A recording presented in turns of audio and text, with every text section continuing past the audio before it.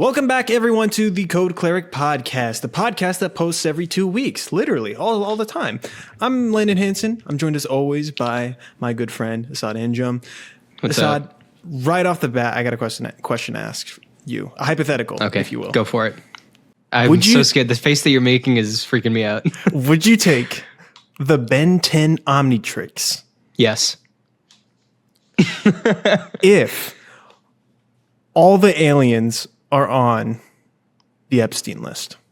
Jesus Christ. All right. Well, maybe I shouldn't have been as excited as I was. You already said yes. Hold on a second. Okay. Not everyone on that list was doing some freaky shit, you know? Yeah, you don't know. They're just on the list. You have no idea. They're in the files. Goop was definitely doing some shit, though. I have zero faith in Goop. My question, who do you think is the most likely to have been on them? Because the answer is still yes, you know. I believe in second chances, and I want an Omnitrix, so. Spider Monkey for sure, but as a victim. Jesus Christ. Oh, they were the inhabitants of Epstein Island.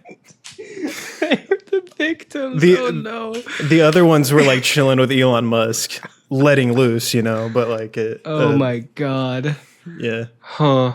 They don't call him the Big Chill for nothing. Of course, dude. Yes. Yeah. Yeah. Of course. Because I'm not on the Epstein list. Yeah, you're still you as the alien. Also, it doesn't. Wait. Actually, let me think about this again because the aliens were just like different species.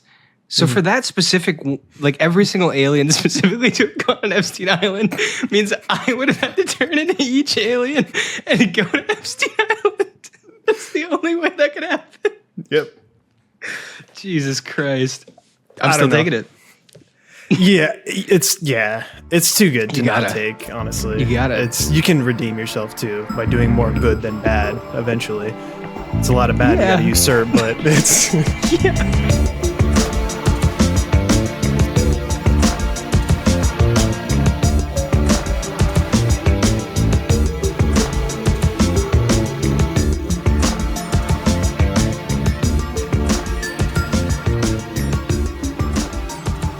Wow, way to just put me on the hot seat right at the beginning. I know. Epstein Island to start off with. Okay. This is how we do it here at the Cleric podcast. Dude, it's so good to be back. It's really nice. It's been a while. I know it's been a while. Like last time we recorded remotely, we're like, we're gonna do this consistent again. And then it just kept falling through the cracks on my end, on your end. It happens. Definitely on my end. I feel like you're taking one for the team there. No, because I was down bad the day that we actually, were how are you supposed feeling? to This is only a few days after, but yeah, no, I feel fine. All right. I feel fine. I just had like a crazy migraine that day. It was bad. I hate to see it. But yeah, I'm good. I got a CRT TV for free. I saw that. That was fucking sick, dude. You loaded up if anyone's watched the previous episode where Landon was talking about his dog, this is like buried 2 hours into a podcast about PAX. So I maybe one person has seen this. But he talked about a picture of his dog that was it was given away. Was it that day or was it the day after he was given away? It was the day I came home from school, and they're like, "We're getting rid of the dog," and I was like, "Why?" I was like so upset, and so they were like, "You can take one last picture with them," and for some reason, somebody, I don't know who, you know how like the Wii has like the SD card that you can put in, because there's the Wii photo channel. Someone just put that image on the Wii. So every time I booted this thing up over the span of 15 years, it's just been that picture of me crying with my dog that we had to give away. I was during Easter, I asked my mom, I was like, why did we ever get rid of that dog? And she's like, oh, well, your dad wasn't really a responsible pet owner. And I was like, yeah, I guess that makes sense. Understandable. Yeah. Dude, so I'm so glad that I'm doing this Wii video. It's been so much fun. It's actually been a blast. Like I had somebody over the other day and we were just playing Wii. I was like, this is the best. Like literally, like sometimes they'll come over and they'll be like, I don't know what the hell to play. And I'm like, I don't know either. And I'll like throw a bunch of random games in front of them. They're like, this is all right, but whatever. And this time they came over, I was like, dude, We're playing Wii. We have to play Wii Sports. It's like the most fun. It's still the same level of fun. Oh my God, that was a highlight of the PAX. Dude, I am so good. I'm still incredible at Wii baseball. I think you guys particularly suck because I didn't beat them nearly as badly. But by that I mean I was winning like 6-1. I beat you guys. I think it was 9-0 and 13-0, which is just insane. I'm blaming the controls because they're bad, man. They're bad. I was playing with the same controls. Specifically, okay, yeah, that is true. Specifically, the Wii boxing though is like so like oh my God, it's broken. It is like luck of the draw. It's like it's truly broken. This hook, you might get it. Who knows? Yeah. Man, and I was thinking about that one Avatar game that we played at PAX where like I had to throw the punches and I was so there was like an old man who went right before me and kicked that game's ass. Then I went and with my goddamn content creator badge, and everyone's expecting me to, I don't know, be like a competitive player at this game. It was so embarrassing. I didn't even win a single round. And then we did like Wii boxing after. Apparently, I just can't virtually fight anyone. I just don't know how to do it. Maybe it's my arms are too skinny. It doesn't recognize that I'm throwing hands. You're a pacifist, man. It's okay. Yeah. That's actually a good thing in this day and age to be a pacifist. So, we'll stick it. Anyways, today. So this is Code Cleric, the gaming podcast. Let me pull up the little thing here that I read from because I totally forgot. Basically, if you're new here, we talk about evergreen kind of content about games, but we also talk about some like modern stuff as well. So today's topic is all about hot takes. We've amassed, This is the second hot takes episode. We've amassed some of the internet's spiciest takes, as well as made some of our own that we're going to share and present and react to. So that'll be fun. But after that, we'll be getting into what we are playing. I am playing Baldur's Gate 3. I'm wrapping that up. Marathon. And then I also beat... You're wrapping up Baldur's Gate 3. I'll get into it. And then I also played Resident Evil Village over a little thing, and I'm playing Requiem right now. So nice. We'll get to that. Asad, do you want to share what you're playing here, or do you want me to list it off for you? Yeah, I know. I threw it up here. I beat Metal Gear Solid 3. I'm excited to talk about that. Very excited to hear from you. Specifically Delta. Although I do... Well, actually, I won't say anything. I just beat Act 2 of Silksong, finally. Nice. Which, if you're not aware, Act 2 is basically the end of the game, but Act 3 is like this whole other thing that you need to do a bunch of... It's basically like DLC, but it's already in there. And then a secret game that I don't want to talk about, Landen. I don't want to talk about it until we're actually in that portion. But I do need your advice on it, because you'll be happy that I'm playing it, but it hasn't stuck with me yet, and I want it to, because I spent money on this, even though it's not like brand new, and I need somebody to convince me to stick with it. I think. Interesting. Okay. Yeah. That's awesome. Excited. And then after that, Asad has his little indie corner, yes, sir, where he will highlight an indie game that needs to be highlighted. But this is an independent production. We are doing this out of our own time. We're not really investing any money in this, so it's I don't know if I said this time sink more than anything. But what were you saying? I was just saying I don't think I said this during the pod. I think it might have been right before, but it is 9 p.m. on a Tuesday. Yeah, like we're in the trenches right now. I just came back from work. I made off this, and I'm doing a couple more hours of work. Like it's brutal. I could be playing Resident Evil Requiem right now. You could be Leon Kennedy parrying and blowing off heads, but I'm here talking to this fucking dweeb. But exactly. Anyways, you could be blowing Leon Kennedy. What? I could be blowing Leon Kennedy. That'd be awesome. That'd be so sick, dude. If you would like to support us, follow us on YouTube, Spotify, Apple Podcasts. We're on there as well. Leave a comment, leave a review. Especially leave a comment on this episode, because I want to hear your hot takes. All right? You got to give us a good one. We'll review it later, eventually.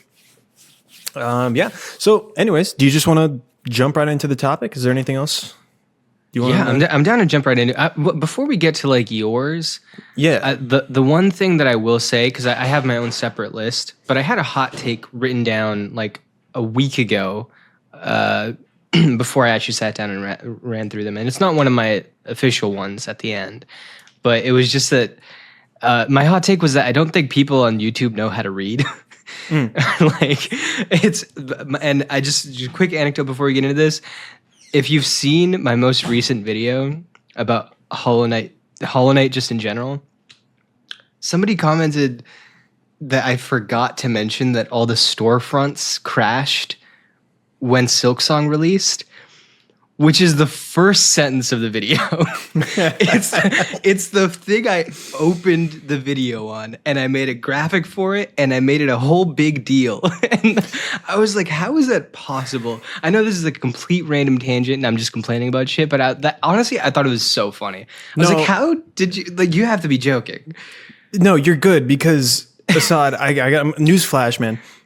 People don't know how to read, write, or write. Or like literacy's gone, man. All right. Case in point, our first hot take of the day. Oh, okay. Hot take.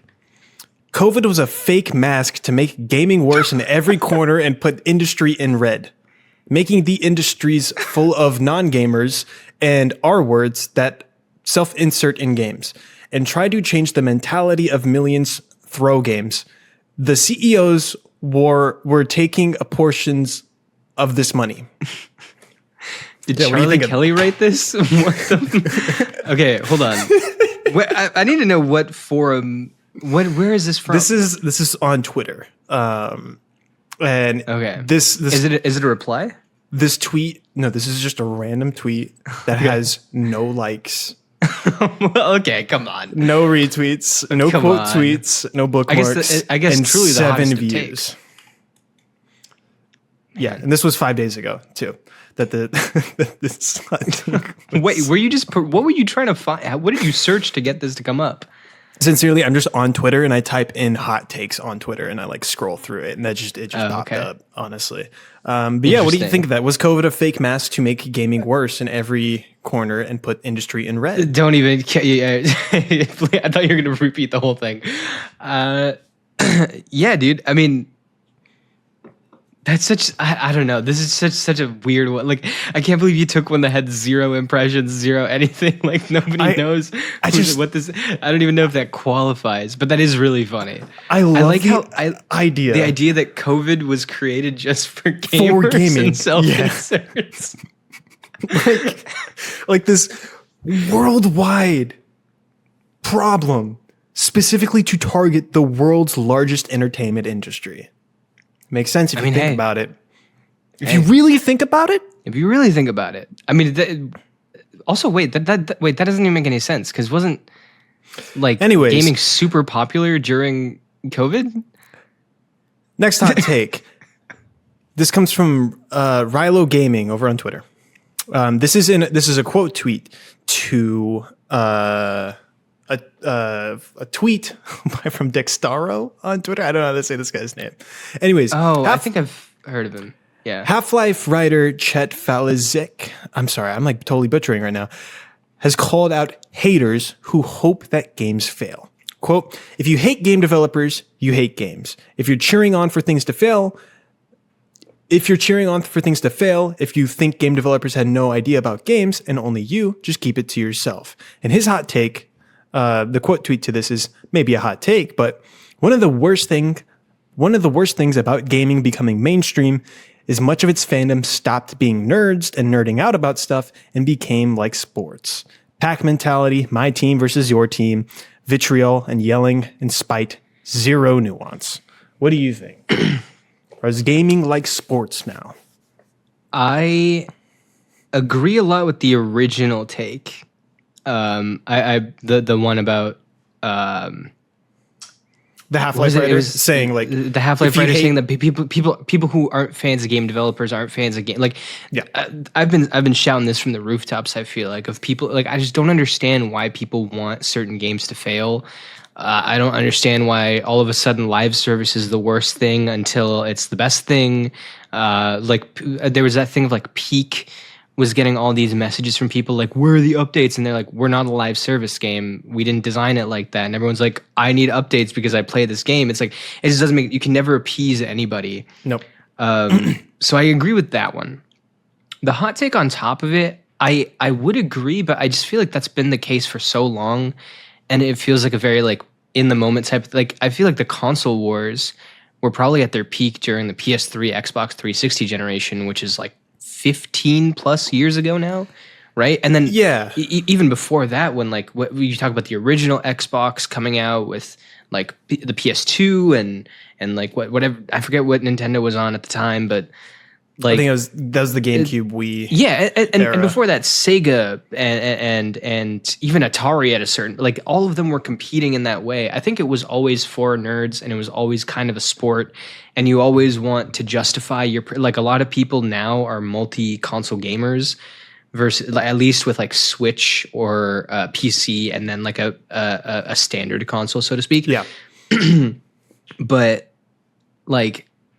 Back then it was more so one thing, right? And so I think it was even bigger sports mentality of like the Xbox has to do well. Meanwhile, now as like a fan, I know I'm rambling a little bit, but like as a fan, I'm like, I want Xbox to do well. I want Nintendo to do well. I want them all to do well so that there's more competition. And I think that's actually more of a commonplace sentiment nowadays than it was 15 years ago.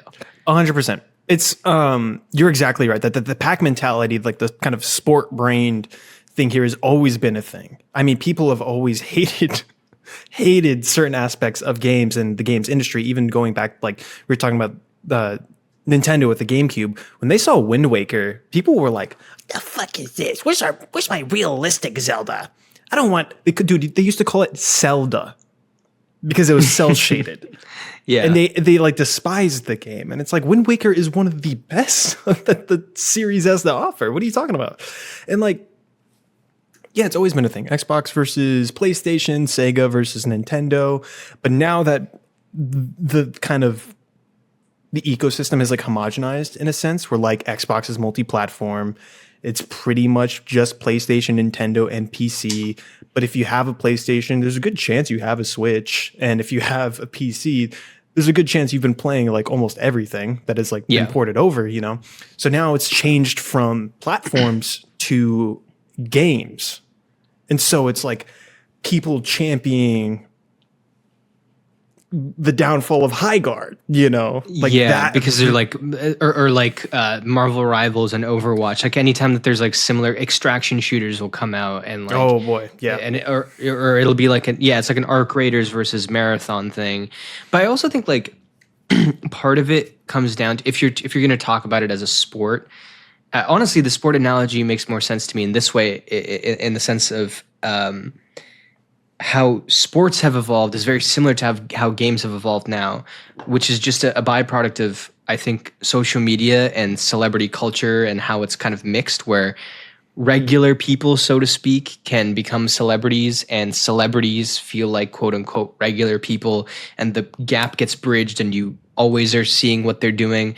Like it's changed how sports work. Now athletes, I feel like it's more down to earth and you don't have that same like, whoa, that person is like truly unbelievable at this and I can't do that. And there's like such a huge gap here. It feels like there's less of that gap. Actors versus influencers, there's less of that gap. And I feel like very similarly, you get that like game developers versus gamers, where it's like you pay enough attention online and all of a sudden you're an expert, right? And that's the maybe even point blame at my people like you and me, where it's like trying to pass like some information off about, but I haven't worked directly in the games industry all that much. I'm really just researching from afar. Yeah, 100%. But like, I think a lot of people have gotten the idea that they understand this as well or better than the people who are making it. And I don't know. It's just become like a incredibly toxic environment to be around. It always was to some extent, but the amount that people just hate people who make games and think that they could do better, but then also won't go and do better because it's a really difficult skill and it takes a lot of time and it takes a lot of energy and a lot of people are really good at it and are doing things that you probably won't even notice. It's just, yeah, it's a lot. Totally agree. This next hot take comes from Smart Alec on Twitter as well. This is a quote tweet to Rocksteady Studios celebrating 10 years of Batman Arkham Knight. This was last year. Nice. He says, my hottest take is that if you say Arkham City and Arkham Knight's stories are good, you cannot look me in the eye and tell me that Spider-Man 2's is bad. What do you think of that? That's a good one. That's interesting. I actually have a hot take that is about Arkham. Oh, okay. I won't get into it right now. All right. But all right. Give me your take on this first. I just think they're comic book stories. Like it's Arkham City's fun. But I mean, we talked about this in our little spoiler cast thing is like, what the fuck is happening with this story? Like what? Like Ra's al Ghul coming out of nowhere and just being like, it was me the entire time. And like, it's just, and then the whole thing with Batman and the Joker and like how they just can't get rid of the Joker. But honestly, like that's kind of the point of the franchise is that it's the relationship between the two. In my mind, Arkham Knight's story is way better than people give it credit for. There's some dumb things about it, but like, truth be told, like I'd be lying if I said that I wasn't like awestruck at some moments in that game and like how like some thematic beats. It's kind of got the Iron Man 3 effect, I feel like, that people were expecting something. So when that didn't happen, like people were expecting the Arkham Knight to be something subversive. And then when it wasn't, it was like, it's kind of the inverse of Iron Man 3 where they were expecting it to be one thing and it did subvert. But like that core thing created such a discussion around like why it was bad that when you remove yourself from that and look at everything else as a whole, Iron Man 3, I think, is fantastic. And Arkham Knight is also, I think, like a very well-made Batman story. Yeah, 100%. And not all of Spider-Man 2's story is bad. There's some bad moments in that story, for sure. But there's also some really good moments, too. And it's just like, I don't know, man. At a certain point, I kind of just don't take the stories as seriously as I feel like a lot of people do by virtue of them being comic book stories. When they're really good, they're impactful. Like Spider-Man 1's story. Sorry, my cats were just fighting. It's made Marcy just made like a really sad noise too. So. Oh no, I heard that. It was like a little whimper. Oh, really? Oh God. I might need to separate them if they don't quit it, but we'll see. No Spider-Man 1 story is phenomenal. There's like moments that choke me up, like when I like rewatch scenes from that game, you know, and it's like, awesome. That's a good like lightning in the bottle kind of thing. But that's not really, the story wasn't really what I was going to Spider-Man 1 for in the first place, though. I'm there to like just be like, Spider-Man. Ooh, let's go. Yeah. Oh, I got a guy to like, deliver pizza. Yeah.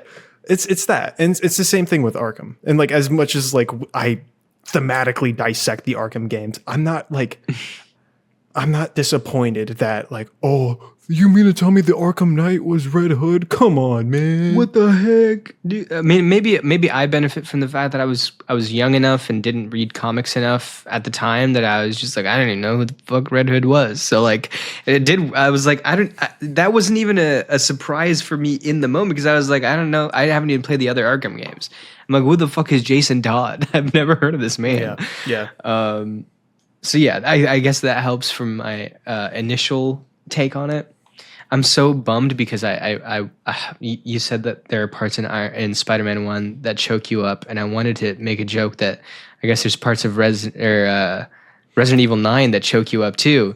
But then I thought I said the thing about you blowing Leon Kennedy before we started recording. And I was like, nobody will get it. And then I'm like, shit, I ruined it, man. But no, I think my thing with this take is that I just don't think the story of Spider-Man 2 is that bad. And I have not much against the plot. I have way more against like sections of its writing.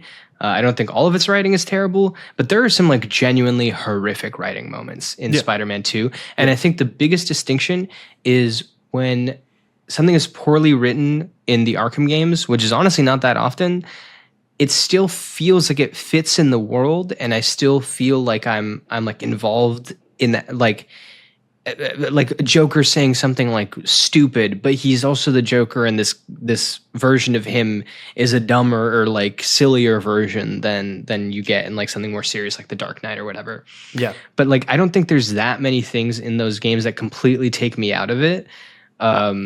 Even like the weird, sexy, like female characters doing their like the Catwoman walk or whatever. It's goofy and it's weird, but it's also like it's campy and it's got its own universe. And I feel like I'm always in that universe, even when there's silly things happening. When there's poor writing in Spider-Man 2, I'm just like, what are we? I feel so detached from everything that's going on. They don't feel like the characters. It feels like I can see the right. Like I talk about this a lot, but when I can see the writing team, like through this screen, I can see the writing team sitting down and trying to figure out what to put there, and basically putting these lines in as placeholders and be like, we'll get back to it later. Like I can see that through this experience. That's when I know the writing is extremely poor, and I get that a lot with Spider-Man. Listen, you can hate Arkham Knight all you want. You can hate the story of Arkham Knight all you want. There is no moment in Arkham Knight that it's equivalent to the Coney Island scene in Spider-Man 2. It's so bad. It's like horrific. There is no moment in Arkham Knight that's as bad as Miles' suit reveal at the very end of that game. All right? So let's chill. It's a good game. They're all great games. They're fantastic games, actually. I really like Spider-Man 2. Same, dude. Yeah. When I think about replaying Spider-Man, I'm like, I really want to replay Spider-Man 1 for the story, but I want Spider-Man 2's gameplay. And I'm like, I think I might have to just mod Spider-Man 1 on PC. That actually kind of sounds really fun. Anyways. Why would you have to? Oh, I see. Yeah. Just like because like, dude, I love the fact in Spider-Man 2 that you can turn off like the swing assist. Like that was huge for me. Did they not have that in the remake of 1? I don't have the remake for 1 because you can't just buy it. Remaster, whatever. You can't. I don't think you can. I think you have to rebuy. Let me back up. I think you can. You can't buy it by yourself. You have to buy you have to buy Miles Morales with it. But I already have Miles Morales physically. I think digitally you can get the remaster. Well, shut up. I want to play it on PC anyways. So. All right, fair enough. Yeah, how about that? Well, isn't that the whatever? It is the remaster version. So, and what I'm gonna do specifically is replace Peter Parker's face to be the old one as well. You wanna whatever? Who cares? I don't think the new face is that bad. Hot take. Hot take. I don't think the new face is that bad, but I just prefer the old face more. Like he looks too young. I mean, I do too, but my hot take is who gives a shit? Whatever. Let's get over this, please. Yeah. But yeah. My bad. Damn. We'll do a small one here. Hot take, but 60 frames per second is one of the most unnecessary things implemented in games. It destroys visual we could have. No. What? What are you talking about? That is about. I say this. I'm not somebody who's like a real stickler for FPS. Same. I think 45 I'll be fine with. 30 also I'm not gonna be sitting over here like, I'm only getting that. Like I don't like realistically I don't care, but I can feel the difference when I go from 30 to 60, and I always pick performance mode. And like honestly, I don't know. I think I noticed the difference in 30 to 60 way more than I do like 1440p to 4K or like 4K upscaled to 4K. Man. Like yeah. You can't tell me if you play Doom 2016 at 30 frames on a fucking PS4 and then play Doom 2016 at 100 and I don't even care about 120 frames, but at 120 frames on PC and tell me it's like, it's just like it could be like more like the visuals could be sharper and it could be better. What are you talking about?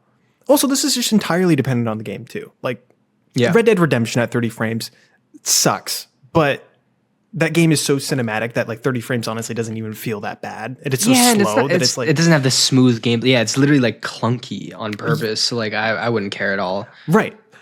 But 60 frames per second for like an action game, like a Ghost Runner, that's all you want. Yeah, it makes a big 4K deal. For Ghost Runner? Yeah. What are you talking about? 100 times out of 100 I would take performance unless it's like truly implemented poorly, or like the difference in visuals is like we're talking 720p or some shit. Like I would never just choose that. I don't even have a TV that I think can support that. Like, yeah. Anyways, yeah, that was just a smaller one. Just the kind of, that was also another tweet that this was actually a reply with no likes. You're just finding the most random shit out there. and no retweets. 632 views, but nobody out of the 632 views agreed with that take, man. Come on. Sorry, Yoda Keen. I want you to find you might not have one here. If you do, props. But if we do another one of these, I think it would be fun to have like high profile ones that people seem to be agreeing with, but might be contentious. That is fair. I did have one from Queso that was about Resident Evil, but you're not well versed in all the Resident Evil games, so it's like I got enough. I got two. You do got enough. I got 2. I got 4. I got some of 7, and I swear I got one more. Do I not? Nah, we could just. I remember his take, so we can just do that really quick. Basically, I'm gonna throw it in there. Yeah, I'll just throw it in there. Queso argues that there's one section in every single Resident Evil that prevents you from replaying it. In Resident Evil 2, it's the sewers. In Resident Evil 3, it's the entire game. In Resident Evil 4, it's the island.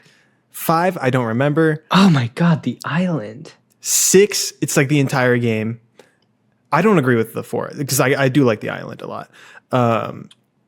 7, it's the entire game because like while 7's a great game, it's just not like a very replayable game. 8, it's the factory, and then I don't know. This was before 9 came out, so that's kind of where it's at. So it means with you 2, the sewers. Yes or no? Well, you don't really care for Resident Hard Evil to 2, say so. because the whole game's the sewers for me. Fuck you, man. Fuck you. It's such a whatever game, dude. That's my hot take. That's Who gives a shit about Resident Evil 2, man? Whatever. Oh my. It's a hotter take than anything on here. Whatever. That actually is the hottest take on it. That's the one that got me hot and bothered right now, man. Yeah. Like what the fuck are you on? I mean, you know this about me. I know. Come on. I know, and it really bothers me. It's a shock to your senses every time. There's specific moments in Resident Evil Requiem that are like it takes place in Raccoon City again. That's not really a spoiler. Like that was the first trailer in the thing, and there's a lot of like nostalgia polls for that game, and I'm like, oh my god.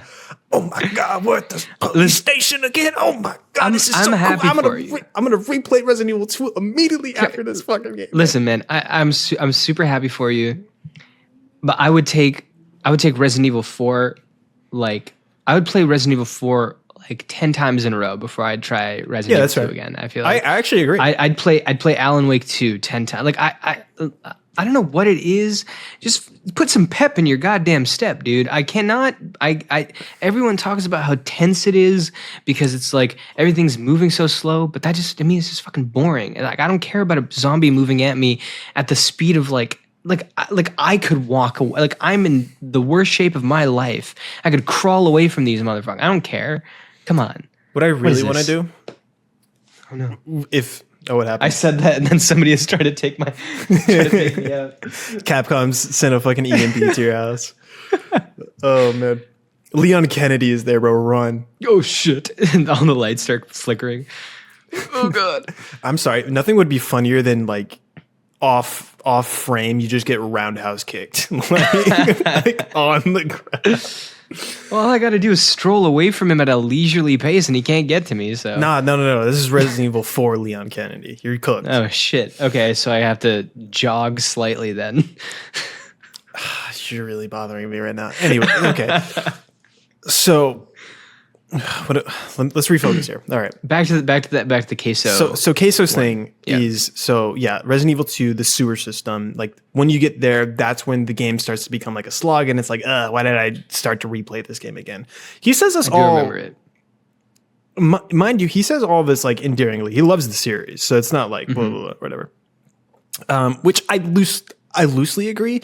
Also, some of the most iconic moments are in the sewer, like that crocodile scene or whatever. Like that's a good scene. Like, that's fun. Yeah. But there's specific puzzles in the sewers that I'm like, oh, come on. Like that chess puzzle where you got to like take all the chess pieces and like plug them into the thing. It's just like, what are we doing here, man? That like, that's a little rough. It's not as tight or as interesting as the police, as the precinct. And a lot of the kind of stress and anxiety of it is also taken away because Mr. X is not following you. There's no stalker. So it's almost like a respite in a way when you get to the sewers, for me at least, because when I played Resident Evil 2 for the first time, I had the biggest headache in the world because Mr. X was just fucking stressing me out the entire. I'm like, fucking, his fucking footsteps again, motherfucker, dude. Oh my god! And like I would like run off and like try and escape, but then as I'm trying to escape, there's a licker that's like on the ceiling, and I got to be quiet, but Mr. X is like still there, and I'm like, that's where the tension is, man. How did you not experience that? Anyways. Resident Evil 4. I like Miss. I was gonna say Professor X. Professor X. Mr. X. Actually, Mr. X inspired a video game idea that I had that I prototyped once. Oh, really? I've talked to you a little bit about. It's the one where you like finish the game or finish the level, and then you have to like reverse your way out of there with like a giant monster chasing you. Yeah, kind of based it off of Mr. X and like his pathfinding being ridiculous. That's hot. That's hot. Resident Evil 4, The Island. This is so okay. I get it. Real quick. He said Resident Evil 3 the entire game. Hot take, Resident Evil 3 remix, not that bad. Resident Evil 4, The Island. I kind of get it too, because that is when it's not as interesting as the castle or like the. It's just a lot. I feel like it was just so much running and gunning, you know? But that's fine. This is the running and gunning game, you know? So like I don't mind it at all. The main thing that I hate about the island is where the regenerators are introduced, and that's like the coolest enemy in Resident Evil 4. Like they're like the like tall, skinny, like all right, I guess they're not really skinny in the remake, but they're like breathe, they're like yeah. Whatever. You gotta use the thermal scope. Those guys are fucking stressful to deal with, man. Oh boy. Resident Evil 5, I don't remember what he said, but 6, he said the entire game, which 6 is considered to be the worst entry within the entire series, so that's fair. I haven't played 6 since I was literally 8, so I can't say. 7, he says the entire game. There's a lot of revisionism around 7 right now, where people are like, it's not as good as a lot of people remember it being. They're like, the gunplay feels weird. It's like slow and groggy. And it's like, yeah, dude, it's a survival horror game. I mean, I always thought 7 was, it was just like its atmosphere was so good, different. Man. And it was so, and it like, I have visceral memories of, I only played like the demo and like a little bit more, but I remember like scenes from that game, and I feel like they just really stuck in your mind. They made the most out of very contained decisions. I don't know, but honestly, part of it might have just been like, that's not really a game that I feel like many people would replay. Like it's such a one and done type of that is what he's arguing right there. He's like once you play it, you already kind of like, you don't really feel the need to go back to it. And it's like, I don't know if that's like passing judgment on the game itself. It's more just like replay value. In Resident Evil terms, I think it is, because Resident Evil, there's a lot of people complaining with Requiem where it's like, it's too short. And it's like, this is the same length as every single other Resident Evil game. These are meant to be replayed. Like you're supposed to finish it and then start it. Like 12 hours? Yeah, roughly. Well, it depends on how long you take. It's so beautiful. Like, I love that. Isn't it? Isn't that such a breath of fresh air? Oh my God. It's a game that I can actually finish. Be Hollow Knight Silk Song in like 9 months or whatever the fuck it literally was. did. Anyways, and then he said, so Village, he said the factory, which I'll get into that later in the game. But yeah, that's the super popular hot take that I chose not to include in this. So fair enough. Totally offbeat here. No, that's fair. I think on like my last like closer on that is just, I think a lot of games have moments where it just dips in quality. I mean, honestly, it's usually done for the sake of like diversifying the gameplay experience or whatever. And sometimes it works, sometimes it doesn't. There's not a ton of games that you can be like, man, that has no parts where I could like, I feel like the desert stuff in Uncharted 3, like I'm thinking of other like even shorter cinematic games, like some of the early desert stuff in Uncharted 3 is really cool the first time, and then the second time when you're like just going over sand dunes for an eternity, it's like, man. Sully, is that you? And it's like, it's a mirage. It's a mirage. Man. It's a mirage for the fourth time in a row. The first time I vividly remember playing that section for the first time, and like me and my brother just being like, "Is Sully dead?" Like, oh my god, they did it again. Remember that time that he was shot and he was saved by a notebook? Remember that time? That's a weird ass. I'm so excited to do an Uncharted video, dude. Me too, man. Let's remember the time. All right. Hot take. This comes from Reddit.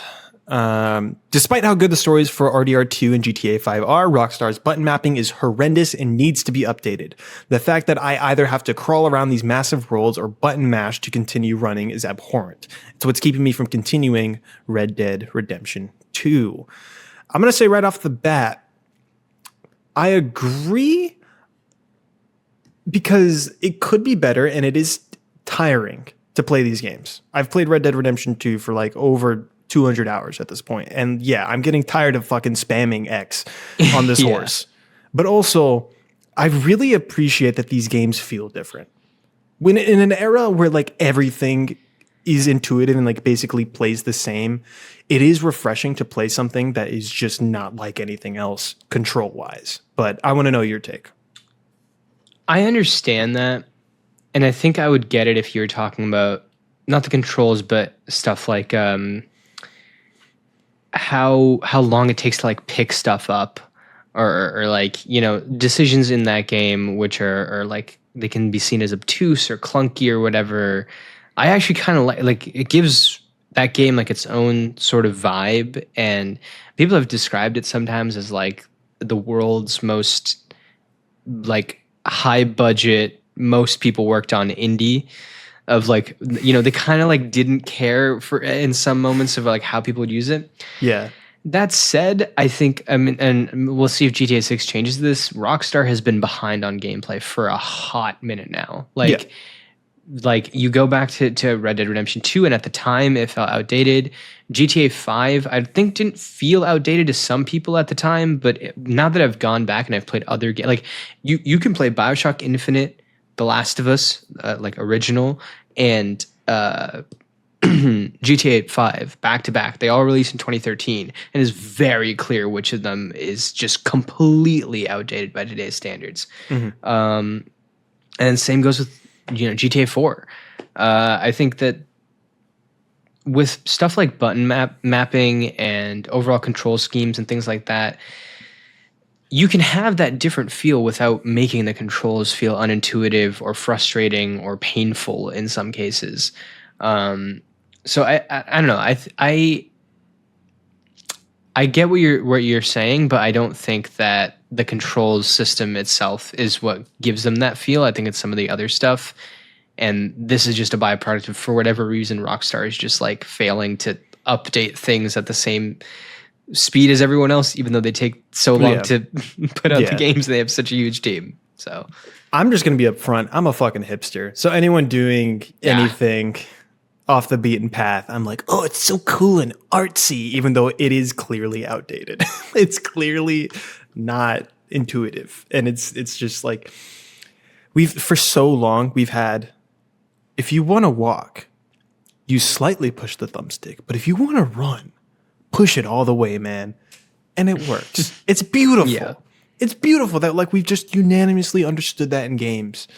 And then Rockstar is like, nah, man, I want your X button to be broken by the time you are done playing this, man, 100+ hour long story. It's whatever. Shout out Rockstar. Fuck you. I don't know. I still think that like even obtuse controls, like the claw grip that you need to do during From Software games, Souls games, so ridiculous. But also there's I'm at the point where like I need the back pedals for a Souls game. I can do the claw thing today, but like Dude, oh my God, I can't imagine playing Elden Ring without backpedal now, you know? It's almost like controllers are outdated or something. Maybe somebody should. Maybe someone should revive a script that they wrote script from years 4 years ago. Yeah. 5 years. Oh my God. I'm old. Hot take. So this is in response. This is from Reddit. They said, I've been downvoted into oblivion for simply asking why there have been no mainstream games. You'll see why I said gays. I've been downvoted into oblivion for simply asking why there have been no mainstream games with gay male protagonists. So I'm going to say my gaming hot take. So you were right. Yeah. There are no mainstream gays. That's fair. So I'm going to say my gaming hot take is anytime I suggest that a studio / AAA should expand their horizons and actually make a gay male protagonist, it's time. And then they edited it and said, case in point with the downvotes, LOL. I'm in agreement. It is kind of crazy that can you think of an iconic video game character that is gay that's not like from an indie game? Good question. I'm sure there are, you know? It's one of those things. I mean, like in some cases, this shouldn't. Okay, I think that what I'll say is that RPGs where you tend to have choice in doing it but my point is that I think that's the only time I really care about sexuality. In like if I'm like playing the character in like a certain way or whatever, and a lot of them now account for that, right? They have for a while.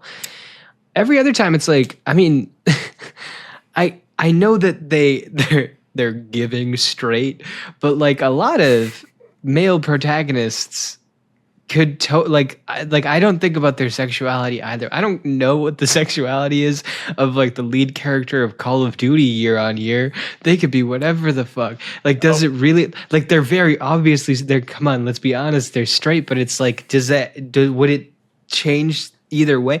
I do think that like you take on like, there are definitely some that, you know, have iconic partner like Joel was, or I'm just in like Naughty Dog land, I guess, when I'm thinking Bill. of those guys.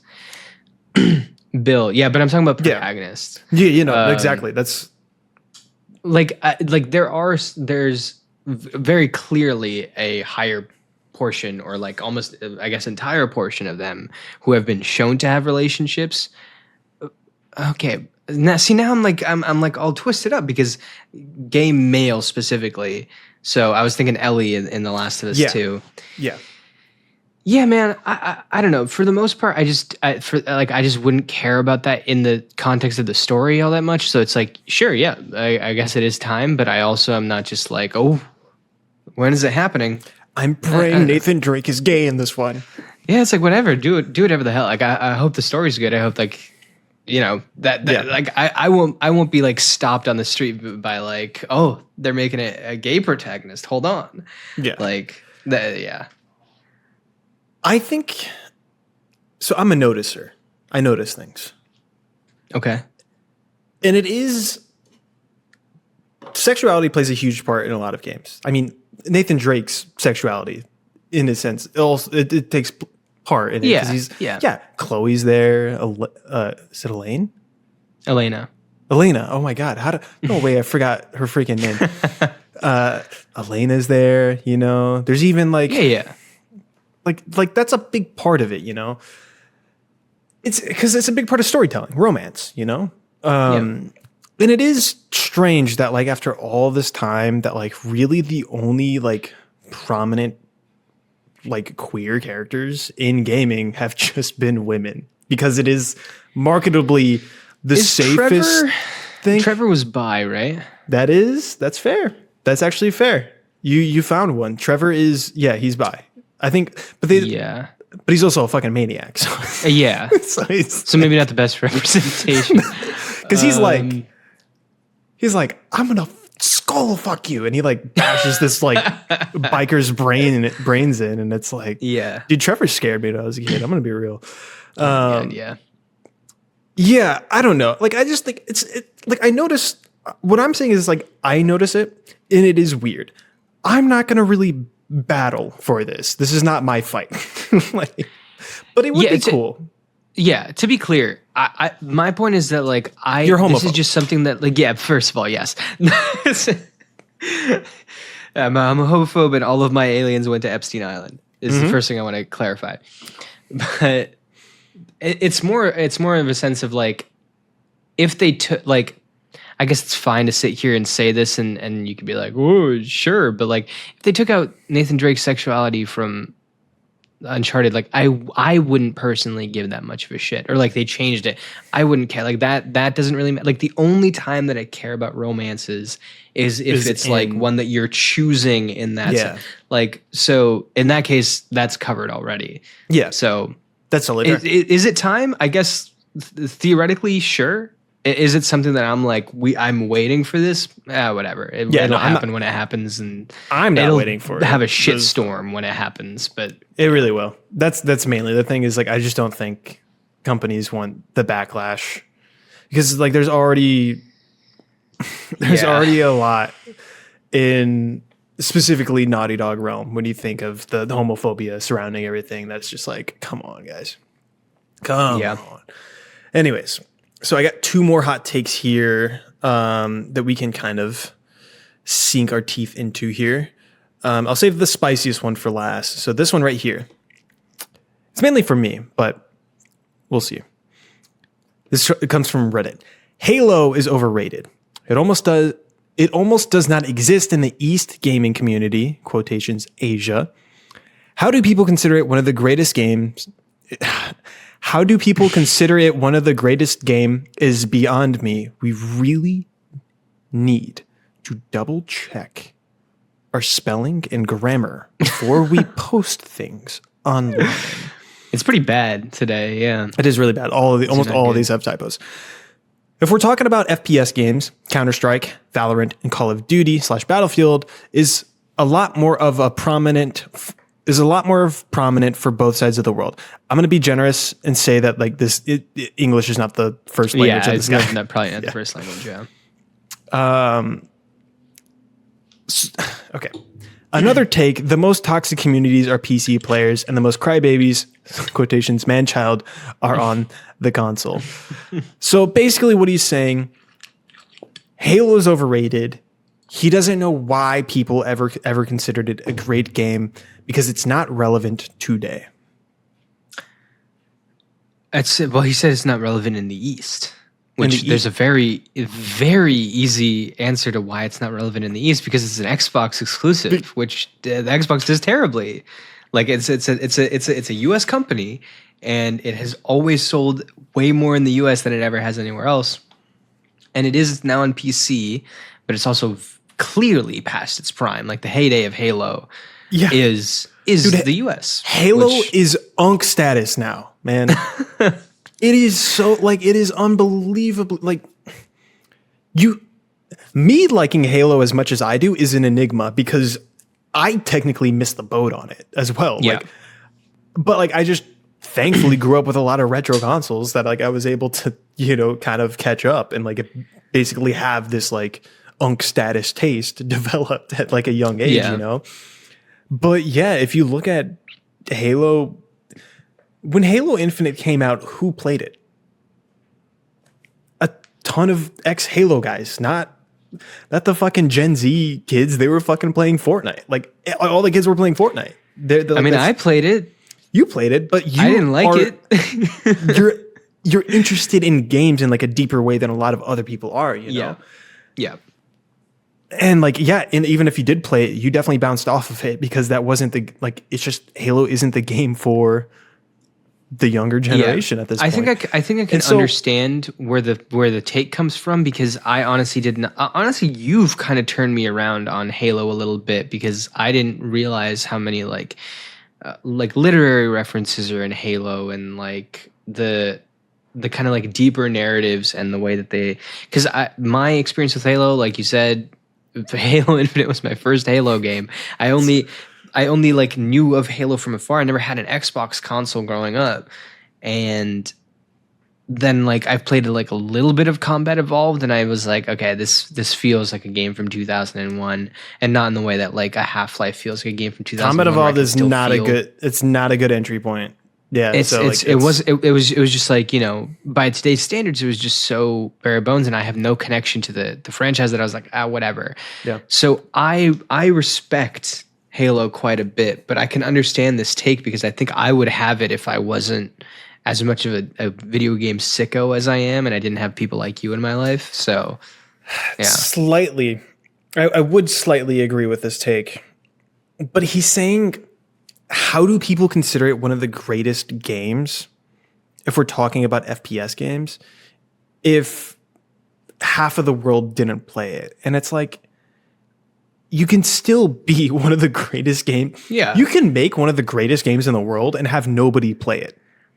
Because if we're going mainly off of player count, which I'll get into this later with fucking Marathon, if we're going off player count, then Roblox is the greatest game in the world. Like, it is, and clearly it's not. Like, clearly that's not a barometer for quality. And Halo is just like, you don't need me to tell you that. Like, Halo is just one of the most revolutionary video game franchises to ever exist. Like, offering cinematic first-person shooter campaigns on top of a crazy physics engine, on top of being one of the most sound FPS. Like Halo 3 in particular is one of the greatest first-person shooters ever made, period. Don't believe me? Play the multiplayer. Just go and play multiplayer. Fuck around with the physics, dude. Do a Warthog run, you know? Like, it's just it's a blast to deal with. And it's crazy to me that they're remaking Combat Evolved and not doing the multiplayer. Not doing multiplayer. I don't.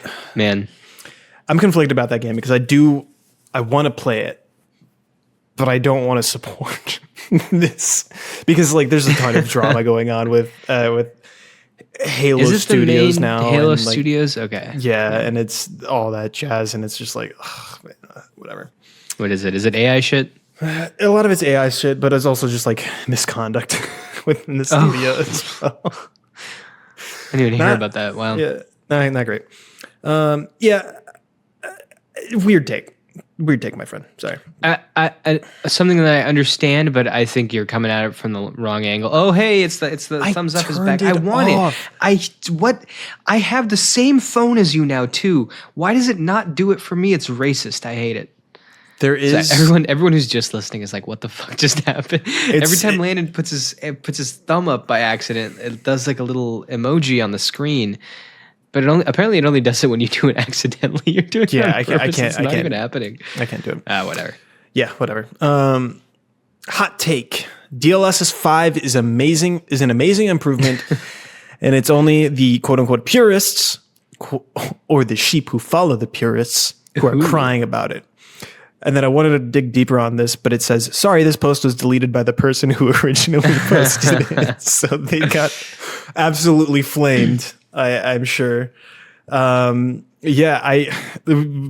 time we recorded, in between episodes, DLSS 5 happened. And I mainly put this in here because I want to get your opinion on this. Because when I saw this, I was like, oh my God. But yeah, I have to be straight up with you. I have not gotten the chance to like really dig into it, especially because like I go to my tech job, I come back, I'm like, I don't want to look at tech, dude. Like I don't care. I want to stay away from it. Yeah. From what I've seen, the like AI yassification filter that is this DLSS 5 dude, it's bad. Like specific, like the very first example they show off in the video with Grace from Resident Evil Requiem, it is straight up a yassification filter. It's like so weird. They give her DSLs. And it's like, what are you doing? This is literally the meme where it's like, fixed your woke game for you. Yeah. It's a really weird effect. I haven't dug into how it works and if there's like different output types or what the case is, but it's like, listen, AI filters and all this extra stuff aside, even, I don't understand what the appeal would be to do, like to strip away what are intentional parts of an art style a lot of the time. Like I've seen clips of it like upscaling it or whatever, and it just looks like a different art team made it. And it just, so I'm like, what is the point of that then? Like like the people who made Ghost of Tsushima, if they could magically just make the faces look better, like they have access to that technology. Like there's a very specific style that game goes for, that it only works if it's off from reality, right? Like a little bit. Yeah. Otherwise, it's the case with a lot of games. It's too uncanny valley because it's just, yeah, exactly. We in our brains we can recognize humans because it's like, oh, that's what I am, and so it gets uncanny when you look at a human and they're not human. That's just kind of how it is. I don't even like this. This just sounds like it doesn't make sense on any level to me. And having this on, it would just make everything look so flat and weird, and people already complain about like every Unreal Engine game looking the same. Like imagine having this on top of every single game that you're playing. Like holy shit, dude. Basically, in short, so they revealed DLSS 5, and the CEO of NVIDIA basically to crowd control was like, no, you guys are all wrong. You're all wrong about this. It's not a face filter. It's changing geometry and moving vectors and developing new lighting fixtures. Brother, I'm sorry. Like, you just looking at this thing, it is clearly clear. Like, I'm a video guy. I know what a video filter looks like, man. You can't tell. To be fair, they haven't released it, so we don't know the specifics. We actually don't know how it works, really. But yeah. I'm sorry. The point is, it doesn't matter how it was made. Like it might be extremely technologically advanced compared to what a filter would be. I have no doubt about that, because like that's like, there are already people who are much more tech savvy than I am who are probably able to like rip this thing apart. And if it came out and if it was just a filter, like the shitstorm that would come down would be insane. If they literally just put out a product that like people will be able to tell, like there's no way you can hide that. So I'm sure that they are moving geometry and creating new lighting things. So the point is, what is the output? And the output is, it looks like a filter. So it's like, I don't care about the technical underbelly of this. It looks weird as shit. Like it just looks odd. Yeah. I will say, so there's a couple other things I want to pull out here. Yeah. Digital Foundry, they previewed all of it immediately before this. So one thing about them really quick is that they said, we wish we knew what people were going to say about DLSS 5 before we said anything. I saw, that's such an insane Which thing really, to say. like, this really, because I really like Digital Foundry. They do phenomenal work. They do great work. Why did you say that? What the fuck are you talking? Do you understand like how bad that tarnishes your credibility as because they are, in a sense, journalists. They're like a publication. They're like, let's look at the tech side of video games. We have previews and exclusive scoops about how these games work. I really wish I checked the temperature for like how people would react to the Holocaust before I commented on it, because I thought it was kind of sick, man. I know, a crazy comparison, but imagine Hitler for a moment. But like, I don't know, why did you say that, man? Like that really hinders your credibility there. But I will say, they were Digital Foundry was doing a preview of Assassin's Creed Shadows, where they were showing off Assassin's Creed Shadows using DLSS 5. Mainly the environments, the landscapes. And I will say, the landscapes definitely looked a little better from my perspective. I was like, wow, these trees look kind of crazy. Like you can see the shadows, you can see the lighting. Like you can see the what? Say that again. Say that one more time. And it was pretty decent, but I really think it's just, not good on the face side. And anyone who is anyone looking at Grace with DLSS 5 is you really have to convince me you're not addicted to porn, because this looks like a porn filter, bro. Like it just looks like it's just so strange. And I just don't think I wouldn't respect a lot of if I mean, I guess it's not developers that choose I guess they support the feature, but you also would want to support the feature if it's kind of in a rough spot there. The crazy thing, so they had to sign off. So like Capcom had to sign off on that before they revealed it, basically. Bethesda signed off on it. In fact, Todd Howard was like, "This looks great." Yeah, but I don't, that's what I expect out of them. I know. So, but like, what I'm saying is that like, the fact that, especially because like Capcom has so much praise going on right now, the fact that Capcom looked at that and saw like a complete betrayal of their grace and was like, "That's good, release it," like is kind of crazy. And it's just like it's a bit of a dark omen for the games industry, among many other dark omens going on right now, to where like this AI is avoidable now in games. In fact, you don't need to use DLSS 5.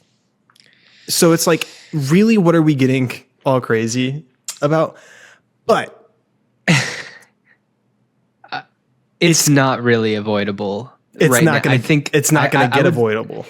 If I were to guess, I would say that 99% of AAA video game studios are using AI in like at least a somewhat sizable capacity. You're talking about an industry that is being fucking destroyed by its budget. It is getting hammered on its budget. This is the reason why a company will make one game in a generation, then shut down because it failed. This is the industry for AI. This is the industry for AI art. This is the industry for AI coding. This is the industry for AI ideation. It's everything. This is the industry for AI writing. If you want to talk about like having different branch, like this is the industry that is most well built to, utilize AI. Now, obviously, that's a huge fucking problem for creative reasons and all that. But you have to be fooling yourself to think that basically every single company isn't using. You might disagree with it personally. I disagree with a lot of the uses of it, but it's happening, and that's why you're looking at people like Baldur's Gate. What's it? Larian. Looking at Larian, who is like the people's company, and they put out this independent game that sold a bajillion copies, and they literally published it independent. Like they should have money coming out of their ass, and they had the AI scandal. Like all of these companies are going to be using it. Yep. Yeah, it's a different era, man. It's like that backlog's looking nice, man. That's all I'm saying. Is that if you're concerned about catching up, you will here soon, hopefully. Yeah. Maybe if you don't lose ownership of absolutely everything that you have, which is likely. Ooh. Anyways, that does it for hot takes that we're reacting to. Let's see, we're about like an hour, 8 minutes in. How you feeling? Tighter than usual. Yeah. It is a lot tighter than usual. So now we're going to get into 3 special hot takes of our own, and then we will get into the games that we were playing, and then we'll get into our little indie corner after that. So I don't know. Do you want to go first? Do you want me to go first? Yeah. I mean, honestly, I assume these are going to be fairly quick. On both fairly ends. Quick. I'm saving my spiciest take for the last, and I think that's something that might garner some conversation. So I'll. Okay. I'll go with my quickest one first then. Okay. Which is the one that was related to Arkham, which is that Arkham City is the worst Arkham game. Agreed. Yeah, I think we both agree on this. We recently replayed it. Now I need to replay Origins again after making up my mind on City, and it's going to happen. And I understand that Origins benefits so much from the fact that City exists, and I fully understand that. And especially when I take things in context, maybe my list starts switching up a little bit. But in terms of I go back and I play these games, Arkham Asylum has such a great vibe, environment, and what it did and what it established was fantastic. And even though it feels way more outdated than Arkham City does, I can let go of some of those things in favor of what it does bring to the table and how fun it is to dissect at a deeper level. And these Arkham videos have really made me gain appreciation for that one. Arkham Knight is endlessly fun. It's so goddamn good. How have I platinumed that game 3 times, which means I've done all the Riddler trophies 3 times. Oh, dude, I haven't even done that. That's crazy. That's insane behavior, but I just love being in that world. I love looking at it. I love flying around. Incredible. And then Arkham Origins, I think, has a much honestly, it has a better story than Arkham City. I think Arkham City's is very scattershot. It's cool. I like a lot of the concepts that are on there. I like that it expands into all these different characters, but it also just explodes in bad ways. And it's just none of these get the shine that they should. I like that there's more personality in Batman and Origins as well. He really that too, dude. He really feels like a character. Bruce. Yeah. As opposed to I love Kevin Conroy, but Kevin Conroy in the Arkham games is very flat affect, which is true to Batman. I'm not discounting the performance, but he doesn't really this version of Bruce Wayne just doesn't show emotion at all. Hardly. Yeah. He's oh no, Barbara. Yeah. Oracle. She's gone. Yeah. What? Bro, that's your responsibility. She's gone, bro. Why are you not caring? Anyways, yeah, I 100% agree with you. We don't really even need to harp on this because we will certainly talk about this more and more as the years go on. My hot take: Marathon is one of the best games of the generation. Period. It is one of the most interesting. It is one of the most well designed. It is one of the most. It pushes boundaries in a way that I have not seen a AAA game do since Death Stranding, in a sense, which is how many years now? We're that came out 2018, 2019? So what, 7 years removed, and we're finally getting a new AAA. I'm sure there's another one, but we're finally getting a new AAA game that is really, really, really, really, really pushing boundaries here. And I'm basically, I don't know, should I just talk about Marathon now?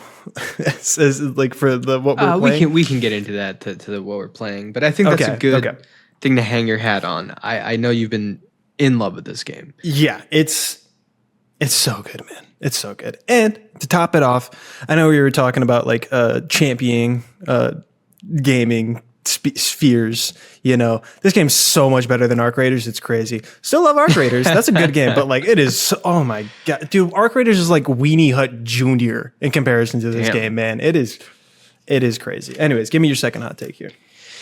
Yeah, I wish I could contribute more to that one. I haven't played Arc Raiders, or I've played some of Marathon, but it was one game session with you, and I spent most of it arguing with my brother. that was so good, man. Oh my god. My second one. I don't want a Bloodborne remake. Do you want a remaster? I'll take a remaster at 60, but I don't I've been part of the whole where's Bloodborne type thing, but really I want a Bloodborne 2, and from Software. I it'll be fun to have Bloodborne show up there just because we've been waiting for it for so long. Yeah. But honestly, I can replay that anytime. I was thinking of replaying it just now. I know that it's weird and it's clunky and it's permanently installed on my PS5. Yeah, we're talking about the frame rate stuff, and god damn does that have it's not even frame rate, it's frame pacing or something like that. I know it stutters. It's got some weird thing. Yeah. But oh my god, anyways, I just kind of don't care with that game. And that game has been great and continues to be great. And it would be nice to have a little upscaling, but I definitely think I would prefer a remaster to a remake, and either one is not going to push the needle for me that much. I agree. I am content with Bloodborne as it is. I'm not happy, but I'm content. Really, really, really all this game needs is just a 60 frames mode, and then it is genuinely perfect. Because honestly, I don't want to remake necessarily either, because I feel Demon Souls looks beautiful, but like I look at Demon Souls in comparison to the PS3 version, and I'm like, yeah, this is different. Like it is a completely, tonally different game. To the point where I honestly would prefer to play the original Demon Souls over the remake. But they're like, it's nice that they're two separate experiences. Like you can always have that old game to go back to. But I love how Bloodborne looks. I love that it's like gross and jagged and like just like the characters look fucked up, and like you can make some abominations in that character creator. But like on top of that, it is beautiful. Like the lighting is immaculate. The skyboxes are crazy. Like I think the dated look to Bloodborne lends well to its art style. So I actually I do agree with you on that one as well. But come on, a 60 would be nice. 60 would be very nice. That game not getting a PS4 Pro patch is like, but also genuinely crazy. I don't know if this sounds weird, but it almost seems like it would be off if it was that smooth. There's something about I know exactly jagged, weird nature of that game where I'm like, I know we were just literally in this episode talking about how much better 60 is than 30, but it's just one of those weird games where there's like Bloodborne is an ethereal game about ethereal things, so it kind of just doesn't make sense in my brain as a regular game. And part of that is like how jagged the experience is. And I'm imagining a 60 FPS Bloodborne and just being able to like smoothly cut through motherfuckers. And I'm like, wait a second, that doesn't feel right. When I stick my fist in this pig, it better slow down to 3 frames a second. Like that's so funny. It is. I feel like my parrying time is just going to be completely off. Cause like, dude, I was doing, probably. Listen, I've told you about how I did Drunk Souls and how I just got absolutely destroyed playing Dark Souls 1, drunk, but you did drunk Bloodborne and it was like, dude, nothing changed. Like they were like, I was hitting every single parry. I was Matthew Perry in that moment. And like they were genuinely like, Landon, you have to give up the controller because you're doing too good. And I was like, sorry, man. I would love, so the idea that might happen, but considering your time, probably not near anywhere in the future, but I would love to just do playthroughs together, man. That'd be so cool. Like if we could I'd love that. I've been saying the exact same thing. If we could do like a Bloodborne playthrough together, to be so, if we could do a Resident Evil 2 playthrough where like I can try and change your mind, if we could do it, if we did Halo, we did like the entire Halo trilogy, like campaign. Man, don't get me excited. Come on. That'd be sick, man. No, this would actually be so much fun. I've been saying the same thing. It would be so much fun. And I want to play, like Sekiro with drunk goggles. Like I want to know how that feels like, or like in a mirror or something. Like I just want to, honestly, that's been a video in my head for so long, is just play Sekiro with different weird constraints. This would be a good place for that too. Yeah. Next hot take for me. I'm actually deciding because the one that you just talked about is that kind of flows well, but I'm going to say it for whatever. Last. Santa Monica needs to get off of God of War. I agree. Stop doing God of War. Cory Barlog. You're going to make a great game. I already know it, man. You're going to make a fantastic game. In fact, I'm really going to like your game too. I guarantee I'll really like it. Why are you making a game about Faye, man? Come on. Like, this is so, like, God of War. Santa Monica has not made another game that wasn't God of War since PS2, and it was a game called Kinetica. It was nothing like God of War in any real way, shape, or form. They almost did it. Before God of War 2018, they were working on a sci-fi game that I don't exactly remember what happened. It just didn't work out. There was layoffs. They just totally crashed, and they had to reboot and do something safe, and it was God of War. And I really like God of War 2018. I really, really like that game. On paper, that idea sounds ridiculous. That's why I'm saying Cory Barlog is going to make a fantastic game, because if you told me today about we're going to do a God of War reboot where Kratos is a dad and he's going to be sad now, And then you're going to have this little boy following you along, and he's annoying as shit. He's actually kind of the worst. And it's going to be good. I would not believe you. But it is good. And in fact, God of War 1 is good. In fact, God of War Ragnarok is good. And you know what? I'm going to say it. Sons of Sparta was pretty good too, from what I played of it. I didn't beat the entire thing. But like, they make great games, man. Just stop. Put Kratos down.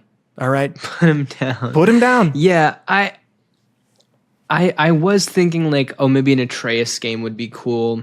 And this Faye game is kind of the equivalent of that in one way. But what I was hoping was that Santa Monica was doing that, as well as I thought Cory Barlog's. I think a lot of people thought his game was going to be that big space game. Yep. And that was still the rumor for a really long time. Also, maybe, who knows? Maybe we're being fed false information and this Faye game isn't real.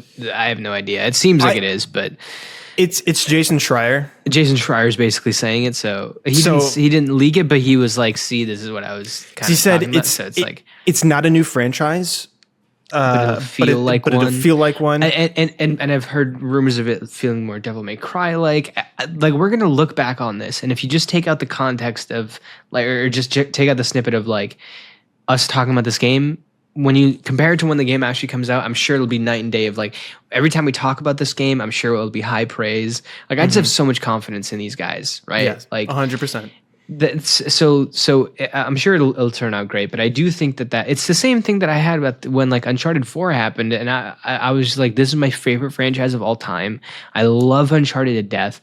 Please don't make another Uncharted game. And I'm so happy that 10 years have passed and there has been another Uncharted game. And maybe that'll change. I think there's some rumors. There's always been some rumors here and there, but for at least 10 years, what I think is a really solid amount of time in video game world, there hasn't been a new Uncharted game, and I'm really, really happy about that. And I think it's the same thing here. I just want to just try something a little bit different, you know?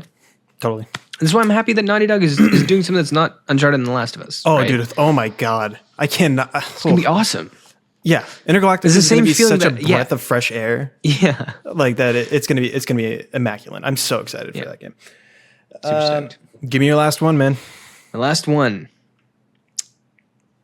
Man, yeah. Nintendo, I believe, is on the verge of creative bankruptcy. Besides Tears of the Kingdom, which has admittedly incredible mechanical leaps, they haven't done anything truly interesting as a company for 8 years. This is starting 2018. This is after the Switch is already out. This is after Breath of the Wild and Mario Odyssey are already out. What have they done? They have made the Switch 2, which is just the Switch. Ooh, I got it. They did a $80 video game. $80 video game. I know a lot of people love Pikmin. I'm sure Pikmin's good. Sure Pikmin 4 is great. I actually really like Pikmin, so I'm sure it's great. No, that's a legit. I'm not saying they make bad video games. No, I'm not saying Donkey Kong Bonanza is a bad video game. I'm not saying Pikmin's a bad video game. I laughed when you said Pikmin, and I didn't want people to think like he's taking the piss out of Pikmin. I actually do like Pikmin a lot. So Pissman? No, Pissman. I think those games are great, and I'm not even saying that like, you know, you look over at Sony or you look over at Xbox, God forbid, and they're doing any better in the creative field. Like the PS5 has been a sequel console for the most part, you know. So I'm not even comparing it to that. But Nintendo was always the creative ones, the weird ones, the ones that have like all these like inventive, like cool things. Sometimes they work, sometimes they don't work. I just feel like they've been so boring lately. Yeah, and they've been putting out games that they're fine, but like, again, besides Tears of the Kingdom, which I think genuinely like its mechanical leaps forward are not discussed enough. It is insane that a video game like that exists. That is such a fucking unreal game where you can just shoot up through anything. You can make basically anything. Like it's such an insane video game. Dude, the fact that they're just besides that, look, what we're gonna do is we're gonna add game breaking mechanics to Breath of the Wild, and it'll work. Yeah. What? Insane. It's crazy. That one I will give so much respect for. But like, just I feel like it's a laundry list of just games that are not as good as the stuff that they were putting out around 2017 when the Switch first came out, and that was like such a big thing. And it was 2018 to 2026, like, yeah, it's been there. It's just been there. I do agree, because if you think, okay, so Nintendo with the NES, the NES and the SNES they're basically like sister consoles. To where like they established the fundamentals of like a video game console.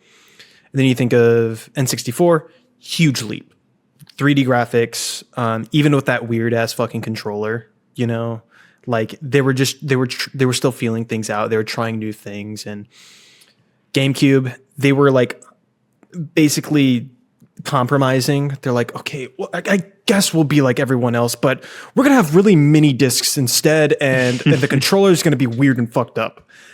And it worked. Not really, actually. The GameCubes are like least like is their worst performing console by a large margin. Yeah. The Wii. What if we did an entire console that was just motion controls? Yeah. And it worked for a time. Yeah. And then they did the Wii U, and then didn't work. The Wii U, and it didn't work because. And then they did the Switch, and then they did the Switch. Like they constantly do new things, and so like them doing a Switch 2 is like Nintendo hasn't done that since the SNES, basically. Yeah. And I get it. I understand why they did it too, because they really struck gold with the Switch. Like it is. They did, but it's genuine. Like I understand why they are complacent. But from like an artsy-fartsy perspective, it's like, dang, dude, you guys are too comfortable. Yeah. You're too comfortable. It's honestly, it's the equivalent, I think, to talking about like Sony's formula and the fact that like, you've had your Ragnaroks, you've had Spider-Man 2, like you've had good like cinematic, classic play, like Ghost of Yotei, the types of games that you go to Sony for, but there's something a little bit off about them. There's something that's not quite reaching the pinnacle that it was before, because it's not as fresh. It doesn't feel like it's evolving. Like, when a lot of these games were first coming out, when the Horizons were coming out, and the original Ghost of Tsushima, like all this stuff was coming out, there felt like there was like a little bit more movement in the air, that this is all happening at this scale. And now, where are we? And it's for reasons, and I understand it, and I understand how it happened, but it's just sad to see like that being the byproduct of whatever's going on. And then the fact that it's so expensive, Switch 2 is so expensive, $500. And I feel like it could, even if you do $80 for additional games, and they're games that will never go on sale, by the way. So you gotta, and if you don't want to Switch 2 right now and you want one later, technically now's the time to get one. Hardware prices are only going up. So like if you want to get Dusk Bloods on launch, got to get it now. And it's like, man, it sucks, man. I agree. I do wish they were a little bit more artsy with it, but also I kind of don't care about Nintendo. Only like literally all I care about is just Zelda and Metroid. And even they kind of like fucked it up with Metroid Prime 4 for a bit too, which I've heard is good. But it didn't really push the needle in any real way. Yeah. Which, truth be told, Metroid never really did, other than Super Metroid, All right. Final take here. Blue Point should have done more to save itself. And that... Interesting. It is not entirely Sony's fault as to why Blue Point Games shuttered. Let me explain. It is Sony's fault to an extent. They put them on a live God of War live service game. What are you doing? That's not what they do.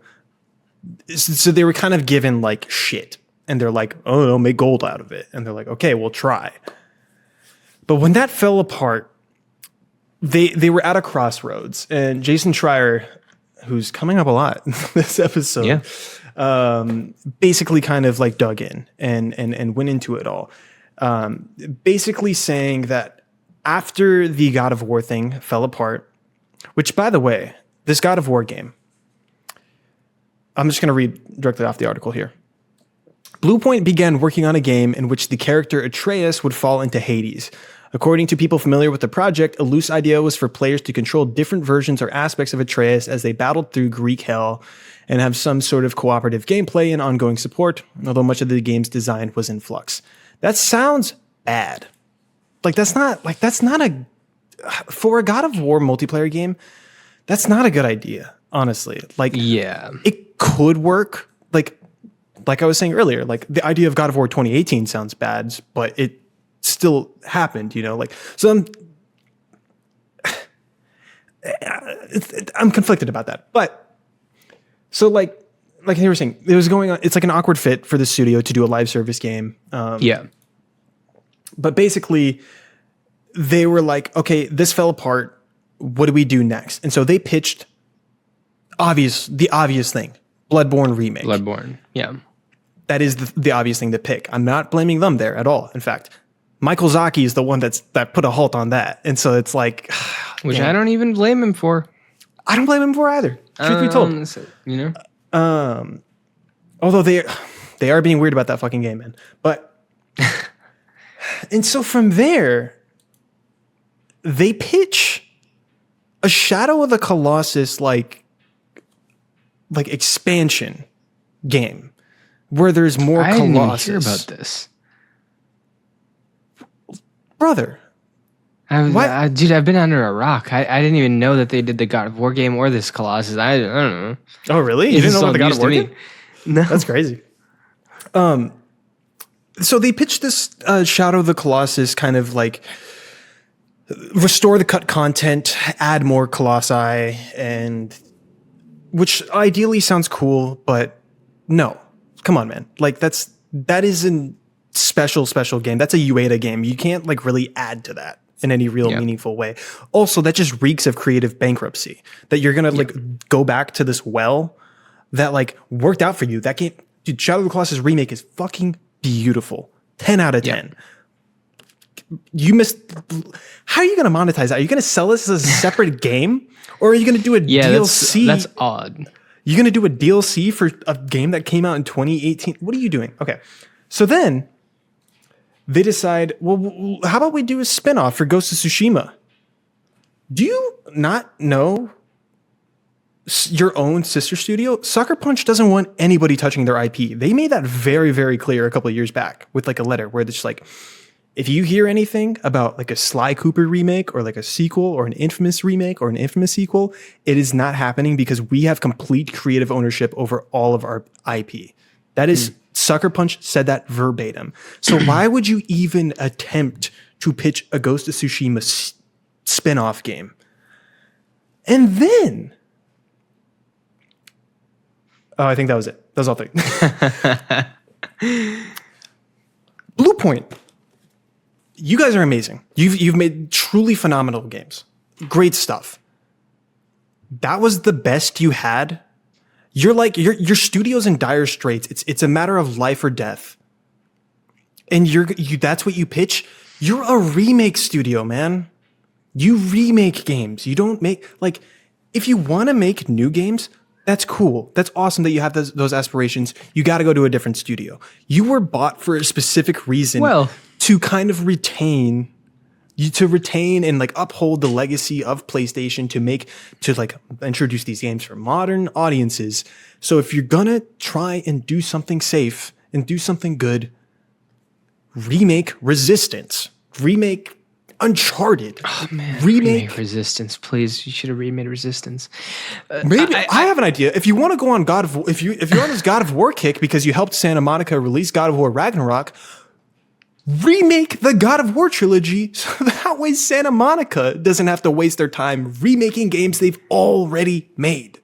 I think I diverge from you in a couple of these points. Mainly that I don't mind that Santa Monica's doing the Greek trilogy, and I also think that if you're a remake studio, that doesn't mean you're delegated to being a remake studio, because I think I can't list any off the top of my head, but I'm pretty sure that there are a couple of decently big studios now that kind of worked on ports and remakes and remasters and stuff for a while. So it's honestly an in for a lot of studios that don't have consistent work yet. Sure. But I do agree in the sense that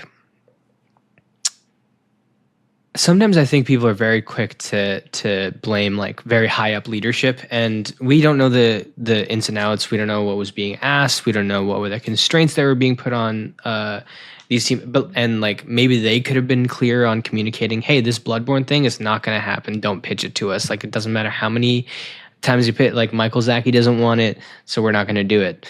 Potentially they do better at communicating that sucker punch thing. Like maybe they don't like, maybe Blue Point didn't have like the best understanding of if sucker punch, but like maybe the people like Herman Holst or whatever, they should have the ability to like don't even get me started on Herman Holst, bro. Oh my god, man. But you'd have the ability to go to somebody like that and they can make those kind of decisions clear. Like there's probably a lot of things to clean up on that front, but a lot of the time, like I do think that people forget how difficult it is for a studio to run, how much falls onto the people who are in charge. And sometimes the people in charge can be in flux, and sometimes this industry can be an absolute mess. And I think that there are a lot of studios that just crumble under that pressure of, you have to be self-sufficient to a certain degree, and even if you're bought out, you have to do that. And there are different rules that you have to follow. You know, I think you and I were talking about like Bungie with this as well, and like leadership and stuff like that. Like this can become like a really big rabbit hole. Mm-hmm. It's not always, I think, the fault of the people who have bought you out. Sometimes it is on you as like the studio to be able to work your way through it. Of course, but yeah. That said, like I'm not super inundated with the ins and outs of all this clearly. But even people who are reading Schreier's article, and probably even Schreier himself, they don't have a good idea of exactly how the timeline went. There were probably meetings that were like, which direction do we go? And the things that came out of these meetings are the things that we're hearing about. And I'm sure that these were concerns that were brought up, or there were different ideas that were blocked because of certain IP. Like you have no idea. Mm-hmm. So maybe they were just stuck between a rock and a hard place, and there was nowhere for them to go. But I agree with the fact that it's not all Sony's fault by the looks of it. Yeah. A large like it's of course, like it's like with anything, you know, it's like it's a little bit of them and it's a little bit of us, you know, like it goes always. Herman Holst needs to go, man. Like he sucks. Like he's awful. He's just totally he's done just nothing good, I feel like, since he's been promoted. Yeah, like it's like I remember it was like, yay, Jim Ryan's gone. And then the second Herman Holst came in, it just things started going to shit. I think you know? I think Herman Holst was in his position. Oh well, no, he got promoted again, but he was head of PlayStation Studios for a while. Yeah, and then ever he was since demoted. Yes, something like that. Yeah, because he was co-CEOs with I forget the other guy's name. Yeah, he was co-CEOs. Before that, he was in charge of the first party output. Before he was co-CEOs, he was in charge of the first party output. And that was for a while. That was since... Because he took... I want to say that's since like 2019 or something. Right. He took that from left. Shuhei Yoshida. Yes. Yeah, he was kind of like... Yeah. Which, shout out Shuhei Yoshida, bro. What a tastemaker, man. Like, that's one of the GOATs. Except for Demon Souls, but... No. Anyways... It's just on all ends. It's wild. It's like poor management. Why did you have them on this project to begin with? But also, Blue Point, you really could have done more to save yourself there, man. Like, by the looks of it, you might have been able to. Why? You might have been able. There's so many other things that you could have pitched before that, and it's like, yeah, I don't know the ins and outs. You're right, but like, some of it's a no-brainer. Yeah. Anyways, that does it for our hot takes. Some spicy ones there. Honestly, I was a little intimidated to pull this one together because you did have a good list last episode. The last hot takes episode. That there's a lot to live up to. And no, so these are good. I like these. Were they good? Conversation, I feel like. Good. I'm glad. But now we're gonna get into what we are playing, and it's been a long time coming, dude. Literally, I've been like fantasizing about like, oh, I can't wait to talk about the games that I've been playing because I've been playing a lot. I've been playing so much, and nice. I know that you haven't. But yeah, it's crazy. It's gonna seem like I wonder what he's got up. It's been like 3 games for legitimately, like ever since Ghost of Tsushima slash Silk Song came out, which wasn't even the same month. That was literally a month apart. Since then, I've basically been playing those two games and Metal Gear Solid. Yeah. Well, speaking of which, I want to know about Metal Gear Solid, bro. Like, Metal Gear Solid 3? Chomping at the bit. What is your take? So I finished Metal Gear Solid 3. My first thing that I will say, thank God for short games, man. Thank God for finite experiences. God bless. Because I got through that in like a week.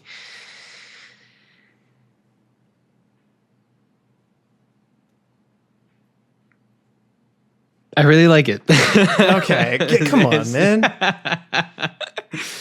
No, I think I didn't realize how weird Kojima had always been. I knew that he had like the stories of switching the controller ports in whichever Metal Gear Solid game that is so that was it Psycho Mantis can't remember your Yep. Is it Psycho Mantis? Is that who's the okay? You can't remember your moves because you're in a different controller port. I know of the stuff of like the Snake. The code is on the back of the CD or whatever, and you're like it's like the actual CD case. Like Kojima-isms. Kojima-isms. But I thought that there was that kind of Kojima-ism, and then there was like the Death Stranding kind of Kojima-ism, and that was a little bit newer. But it turns out they are in fact one and the same, and Metal Gear Solid 3 proves that. And my favorite scene is when there's just like a swarm of hornets coming at Revolver Ocelot, and he's just spinning his goddamn guns, and they're just like flying. Oh my god, just like 7 minutes of him like flicking this thing around. So good. I didn't realize that this game has its own version of Quiet, who's just always half naked or almost full naked for no apparent reason. It's just super long scenes where people do like the goofiest shit. Like none of it makes sense. None of it would actually happen. It's like the scene that won me over, I think, was when Eve shows up and Ocelot comes through and he tries to like shoot you with this like special move, and then it like his gun jams or whatever, and Snake like dives and he takes out like 19 people at once, and it's like, dude, he's in the middle of it. Like, what are you doing? Come on, this doesn't make any. It is so stupid. It makes no goddamn sense. It's super fun. I didn't realize how little gameplay there would be. That was a little bit surprising to me. Like I thought that again, just incorrect assumption that the long cutscene stuff happened by the time that Metal Gear Solid 4 came around. I did not realize that it was to this where like the first 2 hours of Metal Gear Solid 3 are just cutscenes and tutorials. It is crazy. Like I remember like on a whim starting up Metal Gear Solid 3 on the PS Vita like years ago and being like, yeah, I'll just try this game out for a bit. And it was just straight dialogue the entire time. And it's like, this is not the portable experience that I want. Yeah. It really confused me though, because I have such vivid memories of people like talking shit about, I know I keep bringing up Naughty Dog. I don't know why that's on my brain, but when The Last of Us came out and like that was the peak, I feel like, of the, oh, it's a cinematic walking sim, huh? Oh, real cool. It's more of a movie than it is a video game. And it's like, dude, Metal Gear Solid 3 came out in 2004. It's considered one of the best games of all time. It's, I feel like, loved by like true video game heads. That is much more a movie than it is a video game. If we're going to compare that to something like The Last of Us, I'm not saying it is, sorry, to clarify. If you're going to look at either of those two and say one of them is more of a movie than a video game, I think it goes to Metal Gear Solid 3. In my humble opinion. I think... Not that I think either deserve it. Yeah. No, I know exactly what you mean. But I do think Metal Gear Solid 3 there's more gameplay depth there than there is in The Last of Us. So it's like, there's more like mechanics to play around with that like in like it's more just, like unique ways than there is. You can do more unique things in Metal Gear Solid 3 than you can in The Last of Us. I just feel like it's constantly pulling you away from, like, especially the first third and the last third. Like the middle third has a lot of gameplay stuff with still quite a bit of cutscenes, but it's really it almost feels like it's trying to push you away from the game so it can tell its story. It ends up being a pretty good balance at the end of the day, and I really like it. And I know that there were so many options that, you know, there were much more creative ways to play than the way that I played. But I honestly really enjoyed it. I thought the story was fun. I thought it was campy. I thought the gameplay was really enjoyable. I was really bad at it. I think I just I just couldn't figure out like the awareness of enemies and like where the cone was that I could get away with. And I feel like it weirdly enough got easier as it went on.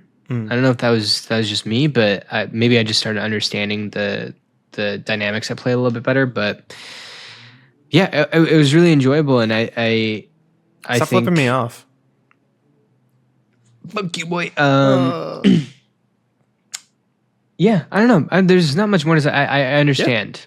I understand why people love it so much. You're Danny DeVito. I get it now. I get it now. Yeah, I get it now. And I want to play it in its kind of like original camera angle and form a little bit, because I think that'd be really fun. You should. I'm not gonna be like the type of guy where it's like I got my opinion off of a video essay, but there are a lot of what I'll say. So you should play the Master Collection, yes. Metal Gear Solid 3, not in the original camera angle, because having the top-down camera angle is like I find that unplayable. How it's like classic Metal Gear Solid, to where like you can't move the camera around or anything like that, because there's such open environments that it's like it's literally impossible to keep track of everything. And there's a reason why they updated it to have more modern like camera systems for even on PS2. There's like Metal Gear Solid 3 Subsistence that they did it for, but basically, in short, gunplay being so clunky in Metal Gear Solid 3, the original, and in 2 is in a way intentional, because it's not it's not about shooting people and killing people. You can go the Rambo route, and it is, truth be told, it is fun going the Rambo route in Metal Gear Solid 3, where I'm just shirtless snake gunning people down, like like it is fun, but like it's that entire game is literally figuring out, oh, CQC. They mention it 50 million fucking times of like the boss and Snake, and how it's like, we developed CQC together and you must use CQC. And he's like, CQC. Like, it's, like, I love the voice, dude. Oh my God, it's so good. He's so good. He's like, there's that scene where with him and Eva, where I think it's one of the first few times he sees her, and then she like gives him a gun, and he's like, "Is this the 30 cal?" Oh my God! Like, and then he's like doing like the zooms. On oh my God, like, it's so dude. There's this funny. Like super hot babe who's like, she literally just like zipped down her thing to show you full cleavage. So autistic about this about his gun. Yeah, and it's like it is so fun. There's I think I saw something. I don't remember where this was from, but it's like some like autistic subreddit where it's like, I started just repeating the last thing that people say to me, like Solid Snake, and it's worked out surprisingly well. I have social anxiety and I've struggled talking to people my entire life, but after doing this, like it just works out, where it's just like, sandwiches, huh? All right. Like it's so funny. You want to go to McDonald's? But as I was saying, like the game heavily wants you to use CQC. Yeah. It doesn't want you to use guns. It wants you to run up, because it is so comically easy, where you just run up, bring this guy, just smash him to the ground. He's out. And it's like, oh, that's like infinitely easier than just like finagling the shot and hopefully I get the right angle, you know, like that's what the game wants you to do. And so Delta making it easier to shoot kind of defeats the purpose of that. Yeah. Which is interesting, but like, I don't know. It's whatever. It's like, I'm not one of those purists that's going to get all I enjoyed it either way. About. Yeah, it's going to be. So I do want to play it on the original. I liked it enough that I literally want to go back and play like an older version of it, which I think speaks volumes. Yeah. It is not, by today's standards, I think, like, because I'm playing it now, I'm not going to be like, this is one of the greatest games ever made. But I understand. And if I take myself back to that moment in time, I can see why it got there for sure. Yeah. And it's so fun. It's such a dumb, stupid game. I love it. All right. Last two, I only got through Metal Gear Solid 3, right? For games that I'm playing. Yep. Okay. The other ones that I had them written down here. Silk Song. I feel like I've talked enough about Silk Song in the recent podcasts. Very, very good. Really like it. Really like the ending. I am planning on doing Act 3. It takes a ton of work to get there, but it's just such a fun game to exist in, and I liked it more and more the more that I played it. I liked it from the beginning, but I was like, oh, this is like nice, more Hollow Knight, but it is really like it gets to some pretty deep depths, and there's like a lot of cool tools that you can get and change up the gameplay styles, and you can really make the character your own a lot more than you can in the original Hollow Knight. Oh, that's cool. Which I think is really fun. Yeah, you should play it, man. Maybe you gotta play these games. I do. And then the secret game that I want you to convince me into a little bit. You don't have to go too deep into it, but this is exciting. I've played about an hour of Oblivion. And I think it would do me some good to get a better understanding of maybe the basics of like how the spell system works, where like my quick swapping items and stuff. Maybe we should just talk about this more off call. But right now, I'm playing it, and I know this sounds blasphemous because OG Oblivion, whatever. But by the look of the UI, it reminds me so much of Avowed, and I remember that Avowed, I used to I was able to quick swap between different builds, and I could have like my magic build, and then I could have like this dual wield build or whatever the case may be.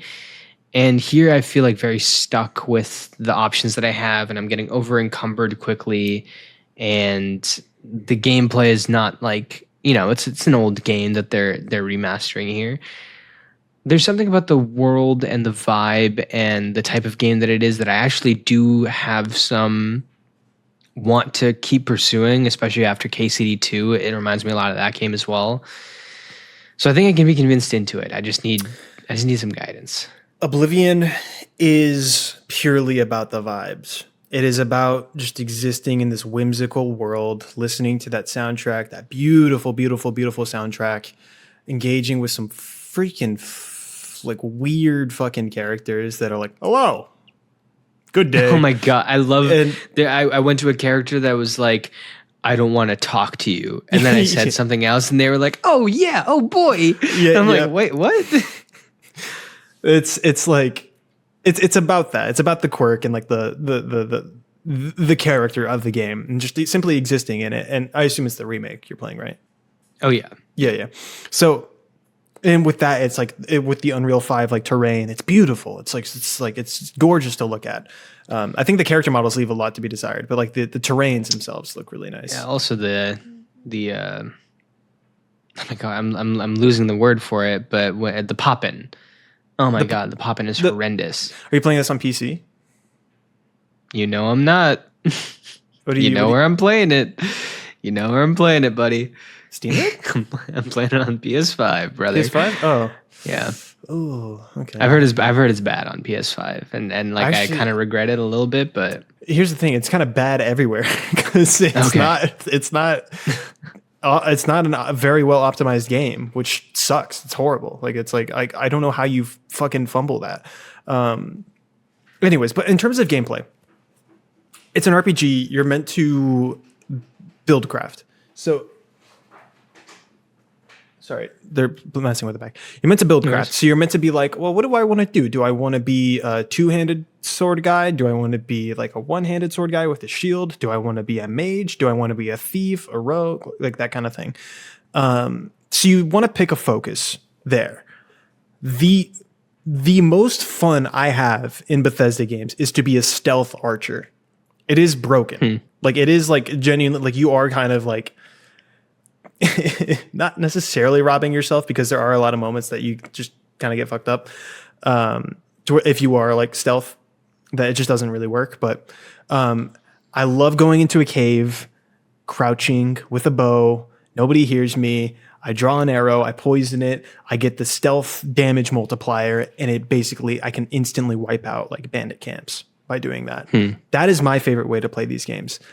The magic is also fun too, specifically in Oblivion, because you can create your own spells, which is not in this is not in Skyrim.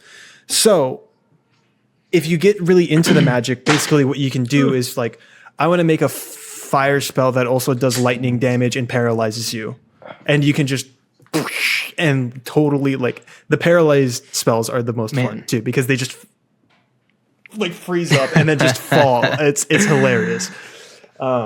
So you'll want to do that, but also you can do a little bit of everything too. Like you can make your own spells on top of being a stealth archer. So it's just like, I want to have a spell that muffles me and makes me invisible. You can make that. Like it's all about it's all of that stuff. There's certain gameplay things that I don't interact with at all. Like I don't even fucking touch alchemy in any Elder Scrolls game. I'm just like, I don't care about this. Like it's whatever. So like picking up like alchemy ingredients is usually a waste of inventory space. So you want to drop that stuff. Some stuff you want to pick up because they're valuable, like a Daedra heart is a valuable like alchemy ingredient that you can just resell elsewhere. But you mainly want to find your niche and stick to it and then branch out slowly as the game goes out. So unlike Avowed, where you can kind of just be a jack of all trades, do anything, you want to really kind of focus on something early in this game. Okay. And there's certain places to go to as well. So say, for example, if you want to be a fighter, you should run through the Fighters Guild quests. But what I will say, you before you drop this game, and also don't be afraid to not finish this game. These games aren't about finishing the main story. It's about just like simply existing and like just hanging out and seeing what other random quests you can do. You have to do the Dark Brotherhood quest line though. Okay. The Assassin quest line, it's so cool. It's awesome. That was like a core memory to me as a child. And I would really like, that is widely regarded as one of the best quest lines in any like Bethesda game. Okay. So cool. I would beeline it to that because you don't really even need to be sounds good. That high level to do it. That's a promise then. Cool. Awesome, man. Love it. Yeah, I'm excited to see your thoughts. As for me, we're on the fantasy kick right now. I'm still playing Baldur's Gate 3. This game is way overstayed its welcome. I'm so You're over it? I knew this was going to happen too because it's a 100+ hour RPG and it's like, I love this game. This game's fucking awesome. What he manages to do is insane, but like, I remember finishing Act 2 and getting into Act 3 and being disappointed because I was like, oh, wait, this is like the last of the game. Dang, I kind of had like another act in me, like after this. Like, oh, well, but like by the end of Act 3, I'm like, brother. Oh, man, like, so for context, I've done all the companion quests. I really like the companions in this game. Some of them are falling short towards the end here. Like Will, I don't know what they decided to do with Will, but like he was cool at first, but like, why is he like just kind of like, oh, I'm just going to change my name, and then that's your character arc? Come on, man. Some of the romance or I guess one specific romance is, I thought it was going to go deeper, but it kind of doesn't. I like Shadowheart. She's great. And her quest line is really cool too, but I kind of was expecting a little bit more out of like the relationship building there. Right. It honestly just feels like it just feels like a Mass Effect relationship where it's just like you slowly build up to these like more meaningful conversations over time, you know, and then at the end you get the big sex scene and it's literally that. Ooh. It's literally that. Interesting. Okay. Like there's not really like much like evolved out of that. I think interpersonally there can be, like, I think that's where they involved, where it's just like, if you can cheat on your party members and stuff. No. And it's like, that's cool actually. But like I didn't. Cool. And like some of your party members don't care too. Like, so with Shadowheart in particular, like if there's like other like opportunities where like sex is presented, she doesn't care. She's like, no, it's fine. You can have sex with other people. I just wish you would like go to ask me at first. And I'm like, my bad. Shit, my bad. I had sex with a demon lady. Make you feel, my bad. That make you feel real bad. Yeah. But like, there's other companions to where like if you cheated on them, they would feel horrible about it. They'd be like, "Why'd you do that to me?" Like a normal person, you know. Not judging. But yeah, so I've done like pretty much everyone's main quest. I'm straight beelining it now. I'm like, all right, I just got to finish this shit. So I'm slowly trucking away at it, trying to finish it. and it's eventually you're far enough away that you got to see it to the end. That's exactly where I'm at, but I'm also like, I just want to be done. When I think, I feel you. I understand. When I want to play a game, I don't want to be sitting at the same spot I'm sitting at right now after I spent the entire day editing, playing a CRPG. Yep. They are. Yeah. It's so I really just need to beeline it and see it through. But the real meat and potatoes, the real game that I don't feel bothered sitting in the same desk every single day playing over and over and over again is Marathon.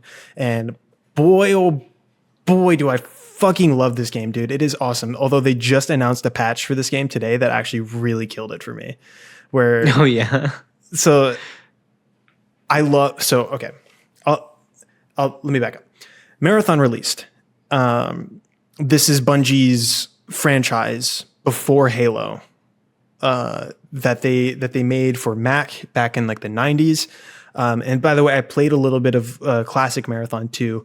That game's fucking awesome as well, dude. It's like classic Doom with a story. Like a really cool story where like you're just running and gunning, killing aliens and like these super weird Lynchian like it's a super weird like Lynchian sci-fi story basically where it's like a lot of it doesn't make sense and it's about rampancy and AI and like this specific AI named Durandal who like his whole purpose was to open and close doors on this generation ship. And like he was just being tortured basically because his memory would keep getting wiped. And he's like, I feel like I'm better than this, but I don't really know why. And why am I designated to the doors and all the other AIs doing cool shit, you know? And then he's like, he becomes a villain and like he goes crazy. And like, in this new rendition, he's voiced by Ben Starr and he just takes this character to like another level entirely. It's so cool. Like, yeah, the Marathon lore is fantastic. I'm like surface level understanding it. It's cool. It's super, super cool. Dude, Bill Clinton exists in this universe as well. I will not elaborate. Okay. But the game itself, it's an extraction shooter with a really cool and unique art style that I've never seen in a game before, really. It's almost like this 90s cyberpunkish Ghost in the Shell neon synthwave world that's disgusting. It's like, it's really spooky in a way where it's like these are synthetic humans and you just kind of have to act like it's not a problem. It's like, what are like the moral constraints with this? The implications the presentation is like insane. It's like it's the kind of shit that you see here. Like, I wish I could do. I wish I could do this right now. Like, this is it's such inspiring. Like from everything from the UI, which I kind of hate, like in terms of like how it's presented and how it's like how cluttered it is, but in terms of like stylistically, to like the cutscenes, to like the transitions, to like all this. Oh my god, it's so much fun. It's a ton of fun, and so presentation wise, it's like that's why I was into this game. And I was like, this just looks cool. Also, it's made by Bungie, who makes genuinely some of the best like FPS combat in AAA. Other than id, it's Bungie. Like these are the two FPS guys, you know? Yeah, that's fair, yeah. And I played it. And I was like, okay, this is cool. Yeah, this is all right. Like I like how this is going. It feels a little boring. Like it feels like a little lackluster. I feel like there should be a little bit more here that like maybe. Then I played another one and I was like, this is cool. This is like I'm really enjoying this. And then I played another one. I'm like, this is fucking awesome. What the fuck is happening? Like every single time I loaded into this game, it just grew on me more and more and more and more. And there's so many things that like, dude, it is deceptively deep. It is like, what the fuck was Bungie doing? Spending all this time on Marathon for this game to just like, it feels like it doesn't have much to it. And then there's like a moment where you're like, oh, that's what they're, dude, there's guns that I still haven't seen. I'm like 50 hours into this. There's guns I still haven't seen. Didn't you play like 12 hours the first day it came out? The very first day I put in 8 hours. It was just straight. Me and my brother, just nonstop, Jesus. 8 hours. There's items and weapons that like are so rare, and then like you bring these items back for those who don't know what an extraction shooter is, basically you're loaded into a world. You got 20 minutes to grab items. There's other players in the world with you. You can make alliances or you can kill them. In Marathon, it's definitely shoot on sight. Like you can make alliances. I have before in this game. It's kind of nice, a nice change of pace, but mainly you want to just gather these items and then extract as soon as you humanly can. There's also PvE enemies. There's these robots that are deceptively strong too. Like they will whoop your ass if you are not careful. So it's mainly, and I'm gonna have a video about this, a stealth game where you want to go in, not draw a lot of attention to yourself, grab what you can and get the fuck out of there. And every single extract feels so good. It is so satisfying. But it is also some of the most degrading shit I've ever experienced too, to where like I'm at the extract. I got this really good gun. I'm like, oh, this is awesome. I can't wait to play more with this. And then I just get totally sniped and like some fucking nasty ass rook, which I won't explain what a rook is. It's another player basically that's a single guy coming into whatever. He'll just come in from behind and just totally wipe me out. So then my two teammates can extract, but I'm fucking dead. It's like, it is. Yeah, I hate to see it. It's brutal. It's a really brutal game, but also when you are the one inflicting the brutalness, it feels like I feel so mean. I feel like a fucking rapscallion sometimes when I'm playing this game, where it's just like, hold on. Did you hear that? You could crouch. I play the assassin mainly, who can go invisible, and he has like a smoke shield, basically. Me and my brother, we do like a dual assassin thing. So we're two invisible freaks with a knife. And it's crazy too, because there is no inherent duos mode on this yet. They are experimenting with it. They're like implementing it as we speak. So for pretty much the entire game, it's just been me and my brother facing up against teams of three. So we're inherently at a disadvantage, which is why like we're mainly treating this as a stealth game. We can't go in guns blazing. There's another guy there. So what we have to do is basically sneak around, get the jump on people, destroy one, maybe two of their teammates before they even realize what is happening, and then we clear it out with the third guy. It's usually how it goes. And it's like it's so satisfying. And it's so rewarding. And then like bringing a free kit into this game where you have like a shitty gray shield that means nothing and a gun that basically spits out wet tissues, but you manage to like switch out, get a knife, and then you kill someone with a green shield who has a blue gun, and then you take his items and then kill his teammate with his teammate's equipment. It feels so fucking mean-spirited that it's like, oh, that's good stuff, man. It's truly. And that's not even getting into like some of the more unique things they're doing with this game, where like they're adding with each and every step of a new map, it gets more and more interesting. Where like Perimeter, the base map, I know I'm going on, so I'm sorry, but no worries. Perimeter, the base map, fairly pedestrian. Dire Marsh, evil. It's like, all right, this is a map. We're going to ramp things up again a little bit more. Here's some spaces that are very hostile. Here's some plants that give you poison, that don't run into them because you will reduce your fucking healing capacity. And if you get caught with your pants down, you're done for. Like it's super hostile. But then there's this map called Outpost, which is it reminds me of Halo ODST. It's like rainy, it's moody. And basically the premise of the map is that there's a ship that landed in the middle of this like facility that has become its own building at this point, and it's a race to get inside of the building. You have to find these security cards and then access the building. But the second you access the building, all the players are alerted. They're like, oh, they're accessing Pinwheel right now. Let's go fuck them up.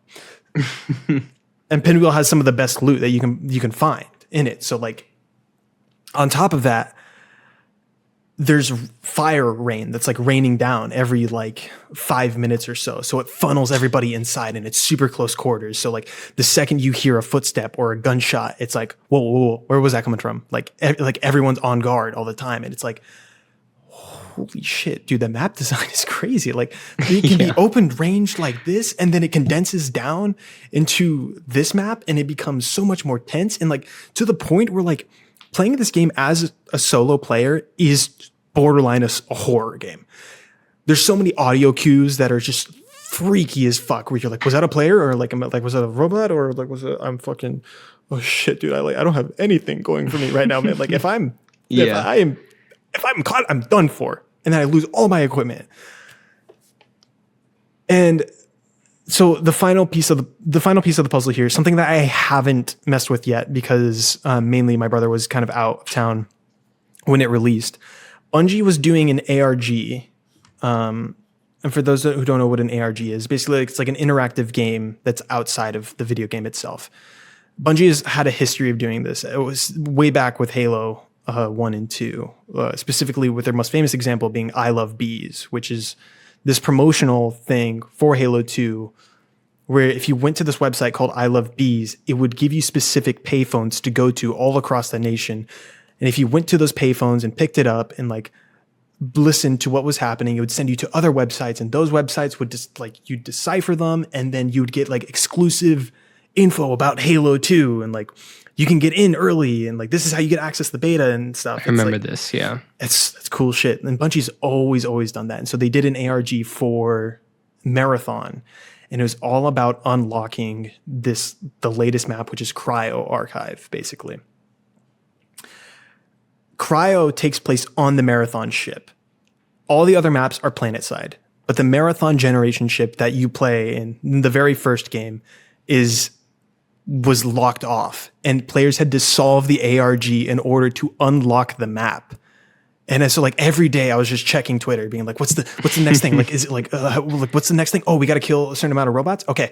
So you log into Marathon and you just go in there and you just kill all robots. So that way you can meet this quota. So that way we can get the next step to the ARG. And you're like seeing like all these like random cryptic things. They have these terminals in game where Durandal, Ben Starr's character, is like speaking towards you. And it's like, whoa, what the fuck? Like I've never heard him before in this game. Like that's crazy. And I still have yet to play it because it's only open on weekends, but it finally opened up, and I've heard it's devastating. It's like super hard. They're calling it like the lose everything factory. There's a minimum, you have to bring a minimum value to your kit. So it's like your kit has to be worth 5K. That could be like a super good gun. That could be a super good shield that you bring, a ton of meds and stuff. But this is what you want to use your best equipment for. It gives you an excuse to use it, basically. There's an end game here, unlike other extraction shooters. So you gather all your best equipment, you go into this factory, and you lose everything because people are fucking cracked at this game, man. And it's degrading, it's immoral, and it's awful. And Landen, that's what? This is fantastic. It sounds insane. You gotta shut the fuck up, man. you getting excited? I no, I'm not getting excited. I love you to death. This has been a 20-minute tangent. Has it? Okay. That's fair. That's fair. I listen. This is fantastic. I'm so glad that you. I know you've been sitting on this for a while too. So it's awesome that you got to talk about it. It's 11 p.m. Yeah. Let it. It's 11 p.m. I've had a chicken wrap. That's all they've had all day. Okay. I will fucking kill you. I hear you. No. I hear you. Okay. I love you. Yeah. No, you're good, man. That's so funny. I didn't even realize. In short, Marathon's good fantastic. Game. Yeah. I'm so glad this game exists, and I really hope it does well, because the financial reality for this game's not looking great, all things considered. But it should be just fine. Yeah. Anyways, for the best. Sorry. No worries. Honestly, I can probably skip the Resident Evil conversation. Oh god, there's a Resident Evil conversation. Yeah, we'll keep it for next time. Yeah, we will keep it for next time. So yeah. Sorry. Anyways, this has gone on long enough. Sorry. I'm texting real quick. No worries. This has gone on long enough. Thank you guys so much for joining. Oh wait, no, you have your indie corner, don't you? We'll skip it. Okay. Let's skip it. Okay. Yeah, that's fine. Thank you guys so much for joining. This was a good episode, all things considered, even though it was just purely 90% of me talking about marathon the entire time. Yeah, I hope you guys enjoyed the marathon podcast with a side of hot takes. Yeah. Asad, do you have any other thoughts before we head out? Or no? If you guys have any hot takes of your own, feel free to leave them in the comments. We will check them out. Hopefully, if we do this another time, we'll be able to include those in the next episode. So certainly, yeah, that'd be awesome. Cool, man. But thanks for watching. I'm so hungry.